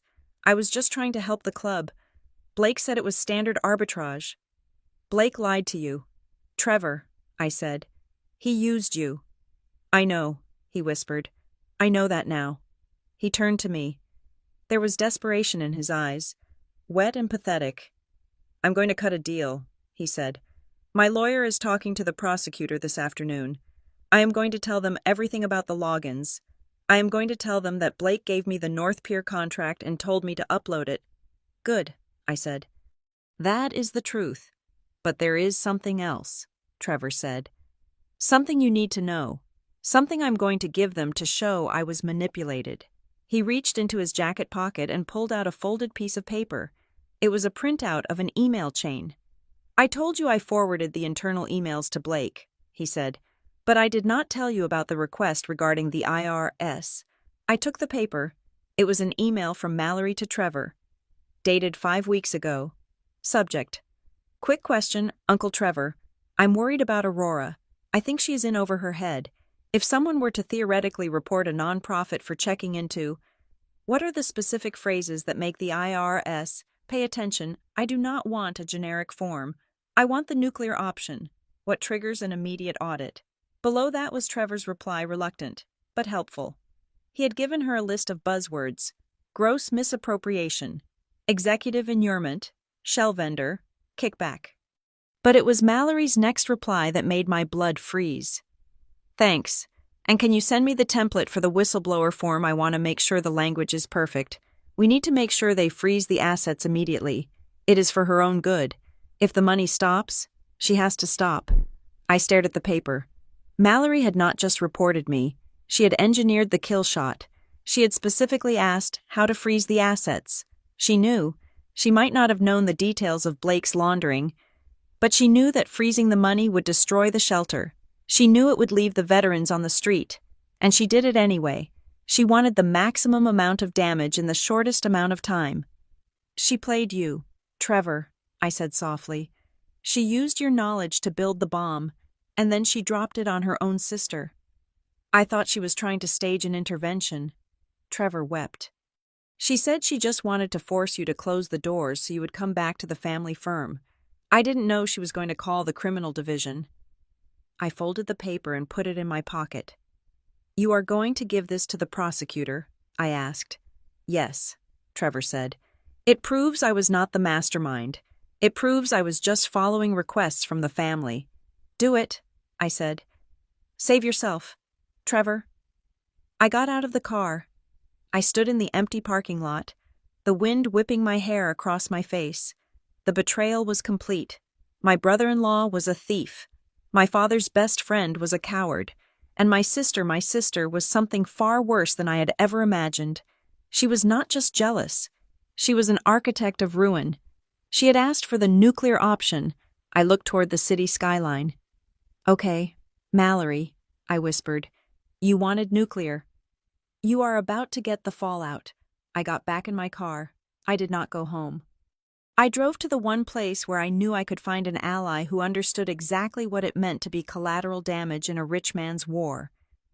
I drove to find Grant Mercer, not as an agent, but as a witness. The conference room at the Internal Revenue Service field office was a windowless box painted a color I can only describe as bureaucratic beige. The air conditioning was set to a temperature that felt designed to keep people awake but uncomfortable. I sat on one side of the metal table. Sarah, my lawyer, sat next to me. On the other side sat Special Agent Renee Calder and her supervisor, a man with gray hair and a face carved out of granite. There was a silence in the room that lasted for a solid 30 seconds. It was the kind of silence that usually precedes a sentencing. Agent Calder opened the file in front of her. It was thick, filled with the thousands of pages of documentation I had provided the receipts, the ledgers, the payroll records, and the damning timeline of the North Pier injections. "Ms. Sanders," Calder began. Her voice was devoid of the accusatory edge it had carried 2 weeks ago. "We have completed our primary audit of Harbor Bridge veterans' housing for the fiscal years 2021 through 2023. I clasped my hands under the table to stop them from shaking. "We have found no evidence of fraud, embezzlement, or misuse of funds on the part of the organization or its director," she said. The breath I let out was shaky. "In fact," the supervisor added, looking over his reading glasses, "your record-keeping is among the most diligent we have seen in the nonprofit sector. Your overhead ratios are well below the industry average. 92 cents of every dollar goes directly to program services. That is exceptional." "Thank you," I whispered. "However," Calder continued, and she leaned forward, "the investigation is not closed. It is shifting focus." She tapped the file with her index finger. "The initial complaint filed against you was incredibly specific," she said. "It cited internal accounting codes. It cited specific transaction dates. It was drafted with a level of insider knowledge that is inconsistent with a casual observer. It was designed to trigger an immediate freeze of assets." "I know," I said. "We know you know," Calder said. Her eyes met mine, and for the first time, I saw a flicker of professional respect. "We have reviewed the evidence regarding the North Pier contract. We have reviewed the login logs provided by your forensic specialist, and we have reviewed the affidavit provided by Mr. Trevor Mims." She paused, letting the weight of the name hang in the air. "We are now treating the original whistleblower complaint as a potential act of malicious interference and filing a false report," Calder said. "Furthermore, the financial patterns associated with the North Pier vendor, specifically the flow of funds from the Harlan Family Trust through offshore entities and back into your accounts, have triggered a separate criminal inquiry into money laundering and wire fraud." Sarah squeezed my arm under the table. This was it. The boomerang had returned. "We are not charging you," Calder said, "but you are now a material witness. We need you to maintain strict confidentiality regarding the ongoing probe into Mr. Harlan and the associated entities." "I understand," I said. "One more thing," Calder said, closing the file. "The person who filed the complaint, the language used, suggests they believed they were performing a public service, but the result was an attempt to dismantle a functioning aid organization. The government does not take kindly to being used as a weapon in a family feud. Ms. Sanders." I walked out of that building into the bright, harsh sunlight of the afternoon. I did not feel like celebrating. I did not feel like popping a cork. I felt the cold, hard clarity of a surgeon who has just cut out a tumor and is now looking at the scar it left behind. I went straight back to the office. I did not go to lunch. I sat down at my desk and drafted a formal letter to North Pier Management. Notice of immediate termination for cause. Pursuant to the breach of contract regarding falsified service records and failure to perform duties, I typed it out with mechanical precision. Then I drafted a second letter to the bank, instructing them to freeze the escrow account that held the disputed payments. I was not just stopping the theft. I was impounding the getaway car. I sent the letters via certified mail. Then, I sat back and waited. It took exactly 3 hours. My phone rang at 4:15 in the afternoon. The caller, flashed a name that used to mean safety, success, and family, Blake Harlan. I stared at the phone. It rang 4 times before I picked it up. "This is Aurora," I said. "Aurora? Hey." Blake's voice came through the speaker. It was different. The smooth, confident baritone of the venture capitalist was gone. It was higher, tighter. There was a tremor in it that sounded like a cracked glass. "Listen, I have been trying to reach you. We need to talk." "I am busy, Blake," I said. I know, he said quickly. "Look, Trevor called me. He is confused. He thinks there is some big misunderstanding with the accounts. I just wanted to clear the air before this gets blown out of proportion." "It is already out of proportion." "Blake," I said, "it is in the federal record." "Right. Well, that is what I mean," he laughed. A nervous, hacking sound. "Bureaucracy. Right. Listen, Aurora, I was thinking. Harbor Bridge does great work, really great work. And I know you have been stressed about funding. The Harlan Trust, we are looking to make a significant charitable contribution this quarter. A legacy gift. $200,000. I closed my eyes. He was trying to buy me. He thought that if he filled the hole he had dug with enough cash, I would stop looking at the shovel. "Is that an offer, Blake?" I asked. "Call it a show of faith," he said. "Family supporting family. We could wire it tomorrow. No strings attached. Just, maybe we handle the North Pier wind down quietly, internal accounting adjustment, no need to involve outsiders." "I see," I said. "So you want me to accept $200,000 in exchange for burying the evidence of the $80,000 you stole?" "I didn't steal anything," he snapped, his voice cracking. "It was a management fee. It was standard practice, Aurora. Do not be stupid. Think about what that money could do for your veterans. You could fix the roof for real." "Blake," I said, my voice ice cold, "I want you to listen to me very carefully. If you want to discuss a donation, or a settlement, or any financial matter regarding Harbor Bridge, you will send the proposal to my work email address. You will copy my legal counsel, and you will never call my personal cell phone regarding business again." "Aurora, wait. If you do not put it in writing, it does not exist," I said. "And Blake, if you send that email offering money in exchange for silence, my lawyer will attach it to the file we just sent to the FBI as evidence of witness tampering." I hung up. My hands were steady. I felt a strange sense of calm. The power dynamic had shifted. For 8 years, Blake had been the one with the checkbook, the one with the power. Now, he was just a desperate man realizing that his money could not buy the one thing he needed: integrity. 10 minutes later, my text messages started blowing up. "Mallory. Pick up the phone. Aurora. Please. Mom is crying. Dad is having chest pains. What are you doing? We are sisters. You cannot let them take Blake. I read them." I did not reply.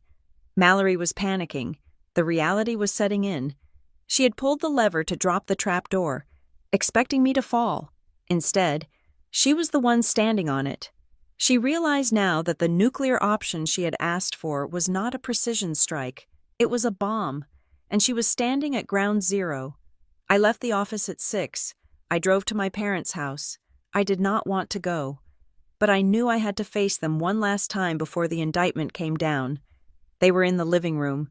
It was a tableau of misery. My mother was weeping on the sofa, clutching a tissue. My father was pacing by the fireplace, his face a mottled red. When I walked in, the room went silent. "You," my father said. He pointed a shaking finger at me.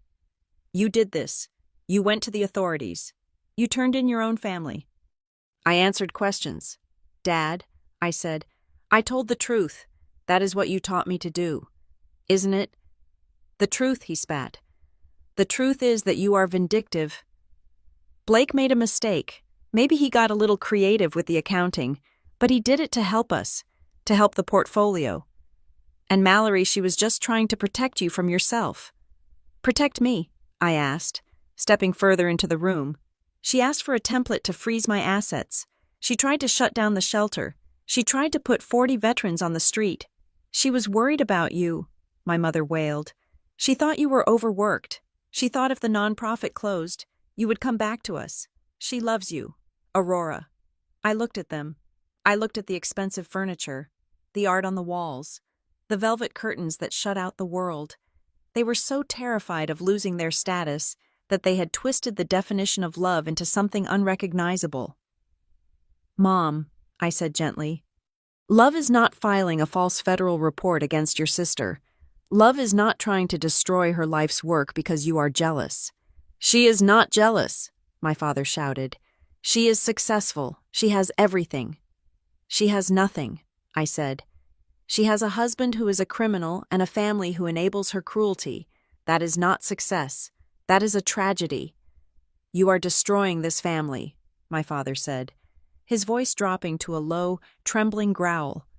"If Blake goes to prison, if Mallory gets charged, it is on your head. You are burning down the house. Aurora." I looked him in the eye. "No, Dad," I said. "I am not burning it down. I am just the one who finally called the fire department. You two have been letting them play with matches for years because you like the warmth." I turned to leave. "If you walk out that door," my father called after me, "do not come back." I stopped. I looked back at the house I grew up in. It felt small. It felt suffocating. "I won't," I said. I walked out to my car. The evening air was cool and crisp. I felt lighter than I had in years. The cord was cut. The weight was gone. I started the engine. My phone buzzed again. It was not Mallory. It was not Blake. It was a number I did not recognize. Area code 202, Washington, D.C. I answered it. "This is Aurora Sanders." "Ms. Sanders," a woman's voice said. "My name is Sarah Jenkins. I am an investigative reporter with the Washington Post." I stiffened. "I have no comment." "Please, just listen," the reporter said. "I received a tip 3 weeks ago. An anonymous source sent me a packet of documents alleging massive fraud at a veterans charity called Harbor Bridge. They claimed the director was funneling money to a vacation home. Mallory. She had not just gone to the IRS, she had gone to the press. She wanted to make sure I was destroyed in the court of public opinion, too. The source was very convincing, Katesh, the reporter continued. But then I started doing my own digging. I checked the court records. I heard rumors that the IRS actually cleared you today, and I heard rumors about a counter-investigation into a venture capital firm." She paused. "Ms. Sanders, I have the story about the fraud allegations. It is going to run, but right now, it is a story about a corrupt charity. If what I am hearing is true, the real story is about a charity that fought back against a corrupt system. I want to tell the truth, but I need you to confirm it." I sat in my car, gripping the steering wheel. Grant Mercer's words came back to me. Agents hate being used. The public hated it too. If I stayed silent, the rumors would fester. Mallory's initial lie would be the only thing people remembered. "Nonprofit investigated for fraud." That headline stays with you forever. But if I spoke, if I told the whole truth, I could use the story. I could use the spotlight. I could turn the scandal into a shield. I could show the world exactly what Harbor Bridge was, and exactly who had tried to destroy it. "Ms. Sanders," the reporter asked, "are you there?" "I am here," I said. I looked at the dashboard clock. It was 8 o'clock. The shelter would be quieting down. The veterans would be gathering in the common room for coffee. "You said you want the truth," I said. "Can you be in Baltimore tomorrow morning?" "I can be there by 9, she said. "Good," I said. "Meet me at the shelter. I will show you the books. I will show you the letters from the IRS, and then I will introduce you to the people my family tried to evict." "Does this mean you are going on the record?" she asked. "Yes," I said. "Everything is on the record. I am done with secrets." I hung up the phone. I put the car in gear. I was not going home to my apartment. I was going to Harbor Bridge. I was going to sleep on the cot in the office. I needed to be there. I needed to be ready. Because tomorrow, I was not just a director defending a nonprofit. I was a prosecutor making my opening statement to the world. And my sister was about to learn that when you demand attention, you had better be ready for the close-up. The venue for the Harbor Bridge annual gala was not the ballroom of the Ritz-Carlton. It was the gymnasium of the Westside Community Center. The floors were varnished wood, scuffed by decades of basketball games. The lighting was not crystal chandeliers, but strings of warm, white fairy lights draped across the rafters. The tablecloths were simple linen, and the centerpieces were not orchids, but framed photographs of the men and women we had housed. It was humble, it was real, and it was the perfect stage for an execution. I stood at the podium, checking the microphone. The room was filling up. We had invited everyone, the donors who had canceled their checks, the city council members who had whispered about the investigation, the reporter from the Washington Post, Sarah Jenkins, who was sitting in the front row with a notebook on her lap, and, of course, the family. They arrived in a cluster, moving like a single organism designed for self-preservation. My father, Gordon, wore his tuxedo like armor. My mother, Elaine, was smiling the tight, terrified smile of a woman walking across a minefield. And trailing behind them were Blake and Mallory. Mallory looked pale. She was wearing a red dress that was too loud for the room, a desperate attempt to project confidence. Blake looked sweaty. His eyes darted around the room, scanning the exits, scanning the faces. He was looking for federal agents. He did not see Agent Renee Calder. She was standing in the back, near the refreshments, wearing a plain black dress. She was not there on duty. She was there to watch the dominoes fall. I walked over to greet them. I did not hug them. "You came," I said. "We are here to support you," my father said, his voice loud enough for the nearby donors to hear. "The Sanders family always stands together during difficult transitions." "It is not a transition, Dad," I said. "It is a celebration." I looked at Mallory. She could not meet my eyes. She was clutching her clutch bag so hard her knuckles were white. "Hello, Mallory," I said. "I'm glad you are here. I wanted you to see the wall." I gestured to the far side of the gymnasium. We had moved the wall of honor from the hallway to the event. It was 20 feet long, hundreds of faces. "It is very rustic," Mallory murmured. "It is honest," I said. I turned and walked back to the stage. It was time. I tapped the microphone. The room went quiet. The chatter of 300 people died down to a hush. "Good evening," I said. "Thank you all for coming. I know there have been rumors circulating about Harbor Bridge over the last few weeks. I know many of you have had questions about our integrity, our finances, and our leadership." I saw Blake shift in his seat. He took a sip of water. "I am not going to stand here and give you a spreadsheet," I continued. "I am going to give you the truth. But first, I want to introduce you to someone who knows the value of $1 better than any of us." I gestured to the side of the stage. "Please welcome Grant." Grant Mercer walked up the steps. He was not wearing his federal badge. He was wearing a simple gray suit. He looked strong. He looked healthy. He stood at the microphone and looked out at the crowd. He found my parents in the second row. He locked eyes with them. "My name is Grant," he said. 4 years ago, I was a ghost." The room was so silent you could hear the hum of the ventilation system. "I served 6 years in the infantry," Grant said. "I came home with a medal in my pocket and a noise in my head that wouldn't stop. I lost my job. I lost my wife. I lost my dignity. By the winter of 2020, I was sleeping in a Honda Civic behind a grocery store. It was 10 degrees outside. I watched my mother. Her hand went to her mouth. I had given up, Grant continued. I was ready to let the cold take me. I thought I was trash.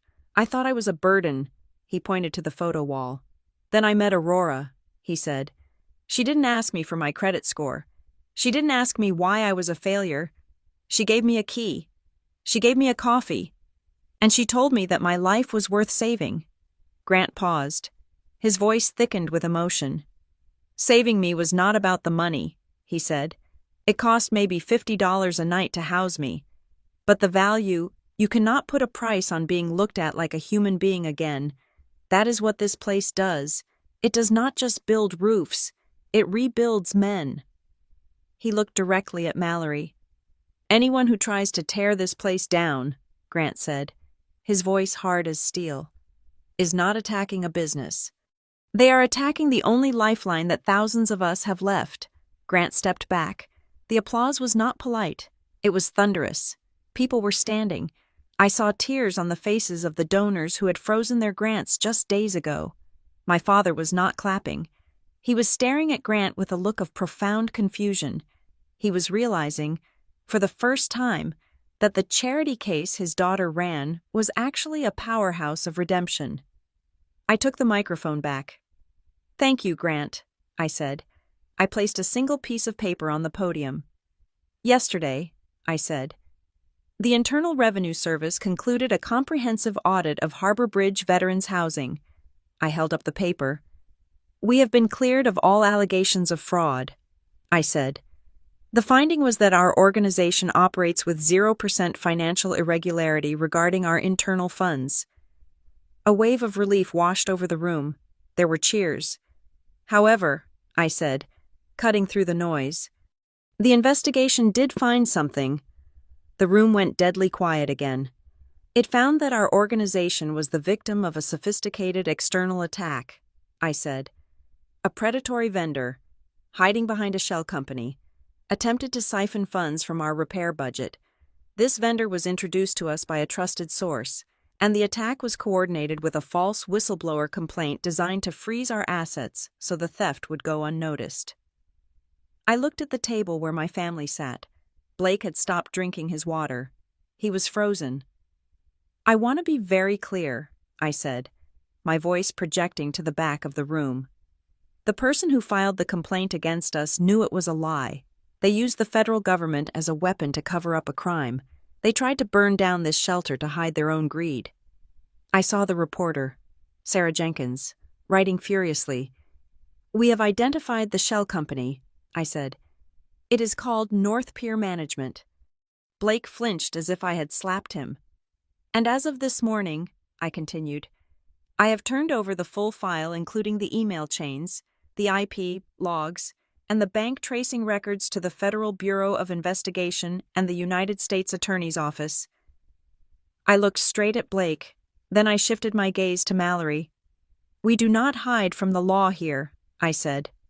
We welcome it, because the truth is the only currency that matters. Blake stood up. His chair scraped loudly against the floor. We are leaving, he hissed at Mallory. He grabbed her arm. It was aggressive, violent. Sit down, Blake, Mallory whispered, trying to pull away. Everyone is watching. I said we are leaving, Blake shouted. The veneer of the happy family shattered right there in the middle of the gymnasium. Mr. Harlan, a voice boomed from the front row. It was Marcus Thorne, the retired general on my board. He stood up. He was 65, but he still looked like he could command a tank division. I suggest you sit down, Marcus said. Unless you want to explain to these good people why you are running away the moment the truth comes out. Blake froze. He looked at the door. He looked at the crowd. He saw 300 pairs of eyes judging him. He saw the reporter holding up her phone, recording him. He sank back into his chair. He looked small, defeated. I turned back to the crowd. We have learned a hard lesson, I said. We have learned that trust must be verified. So, going forward, we are implementing a new transparency protocol. Every vendor, Every donor and every referral will be vetted by an external forensic team. I took a breath. But we are not going to let this stop us, I said. In fact, we are going to grow. I looked at the back of the room. A hand went up. It was the CEO of the grocery chain that had canceled our contract. Aurora, he called out. I want to apologize. We acted out of fear, and I want to make it right. He walked toward the stage. He pulled a check from his jacket pocket. We are reinstating the food delivery, he said, and we are adding a cash donation of $100,000 to the general fund, on one condition. What is the condition? I asked. That you use part of it to teach other nonprofits how to survive attacks like this, he said. We want you to set the standard for integrity. I smiled. It was the ultimate victory. The attack that was meant to destroy my reputation had just become the foundation of my legacy. Accepted, I said. The gala ended an hour later. It was a triumph. The donors were energized. The staff was beaming. As the crowd thinned out, I saw my mother standing near the exit. She was alone. My father was outside, arguing with Blake in the parking lot. I could see them through the glass doors. My father was pointing a finger in Blake's face. The alliance was broken. My mother waved me over. Aurora, she said. Her voice was trembling. Can we go somewhere private? Just for a minute. I think we need to discuss how to handle this with the family lawyers. I looked at her. She was still trying to manage the image. She was still trying to fix the cracks in the porcelain. There is nothing to discuss, Mom, I said. But Blake, she whispered, and Mallory, if they get charged, it will be in the papers. It will destroy us. It will not destroy us, I said. It will destroy the lie you have been living. Aurora, please, she begged. Family protects family. I shook my head. No, Mom, I said. Family is the place where you are supposed to be safe.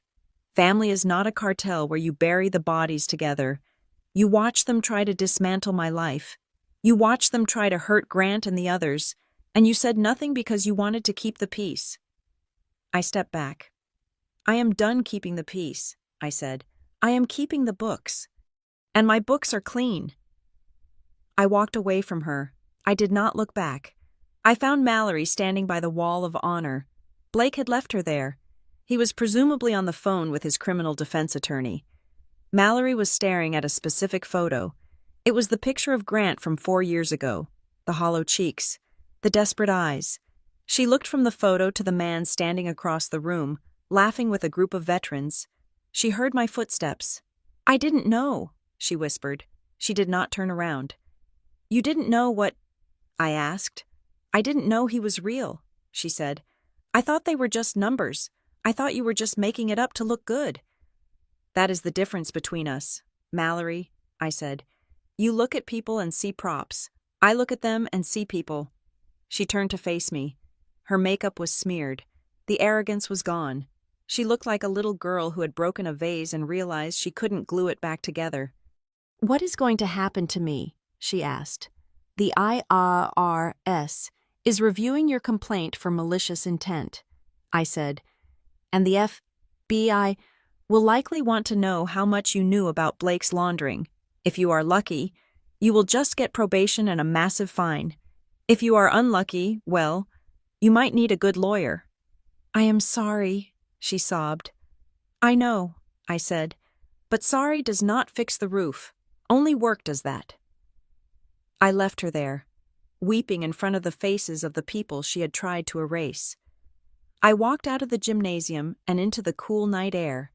The parking lot was emptying. I saw Grant waiting by my car. You did good, boss, he said. We did good, I corrected him. My phone buzzed in my pocket. It was the emergency line. I pulled it out. It was 11:30 at night. Harbor Bridge, I answered. This is Aurora. Ma'am, a voice on the other end cracked. It was young, scared. I heard you guys help vets. I am at the bus station. I haven't eaten in 2 days. I don't know where else to call. I looked back at the gala. I looked at the ruin of my family and the rise of my organization. The drama was over. The work remained. "Do not hang up," I said to the stranger on the phone. "I am coming to get you. Stay right where you are. You are not alone anymore."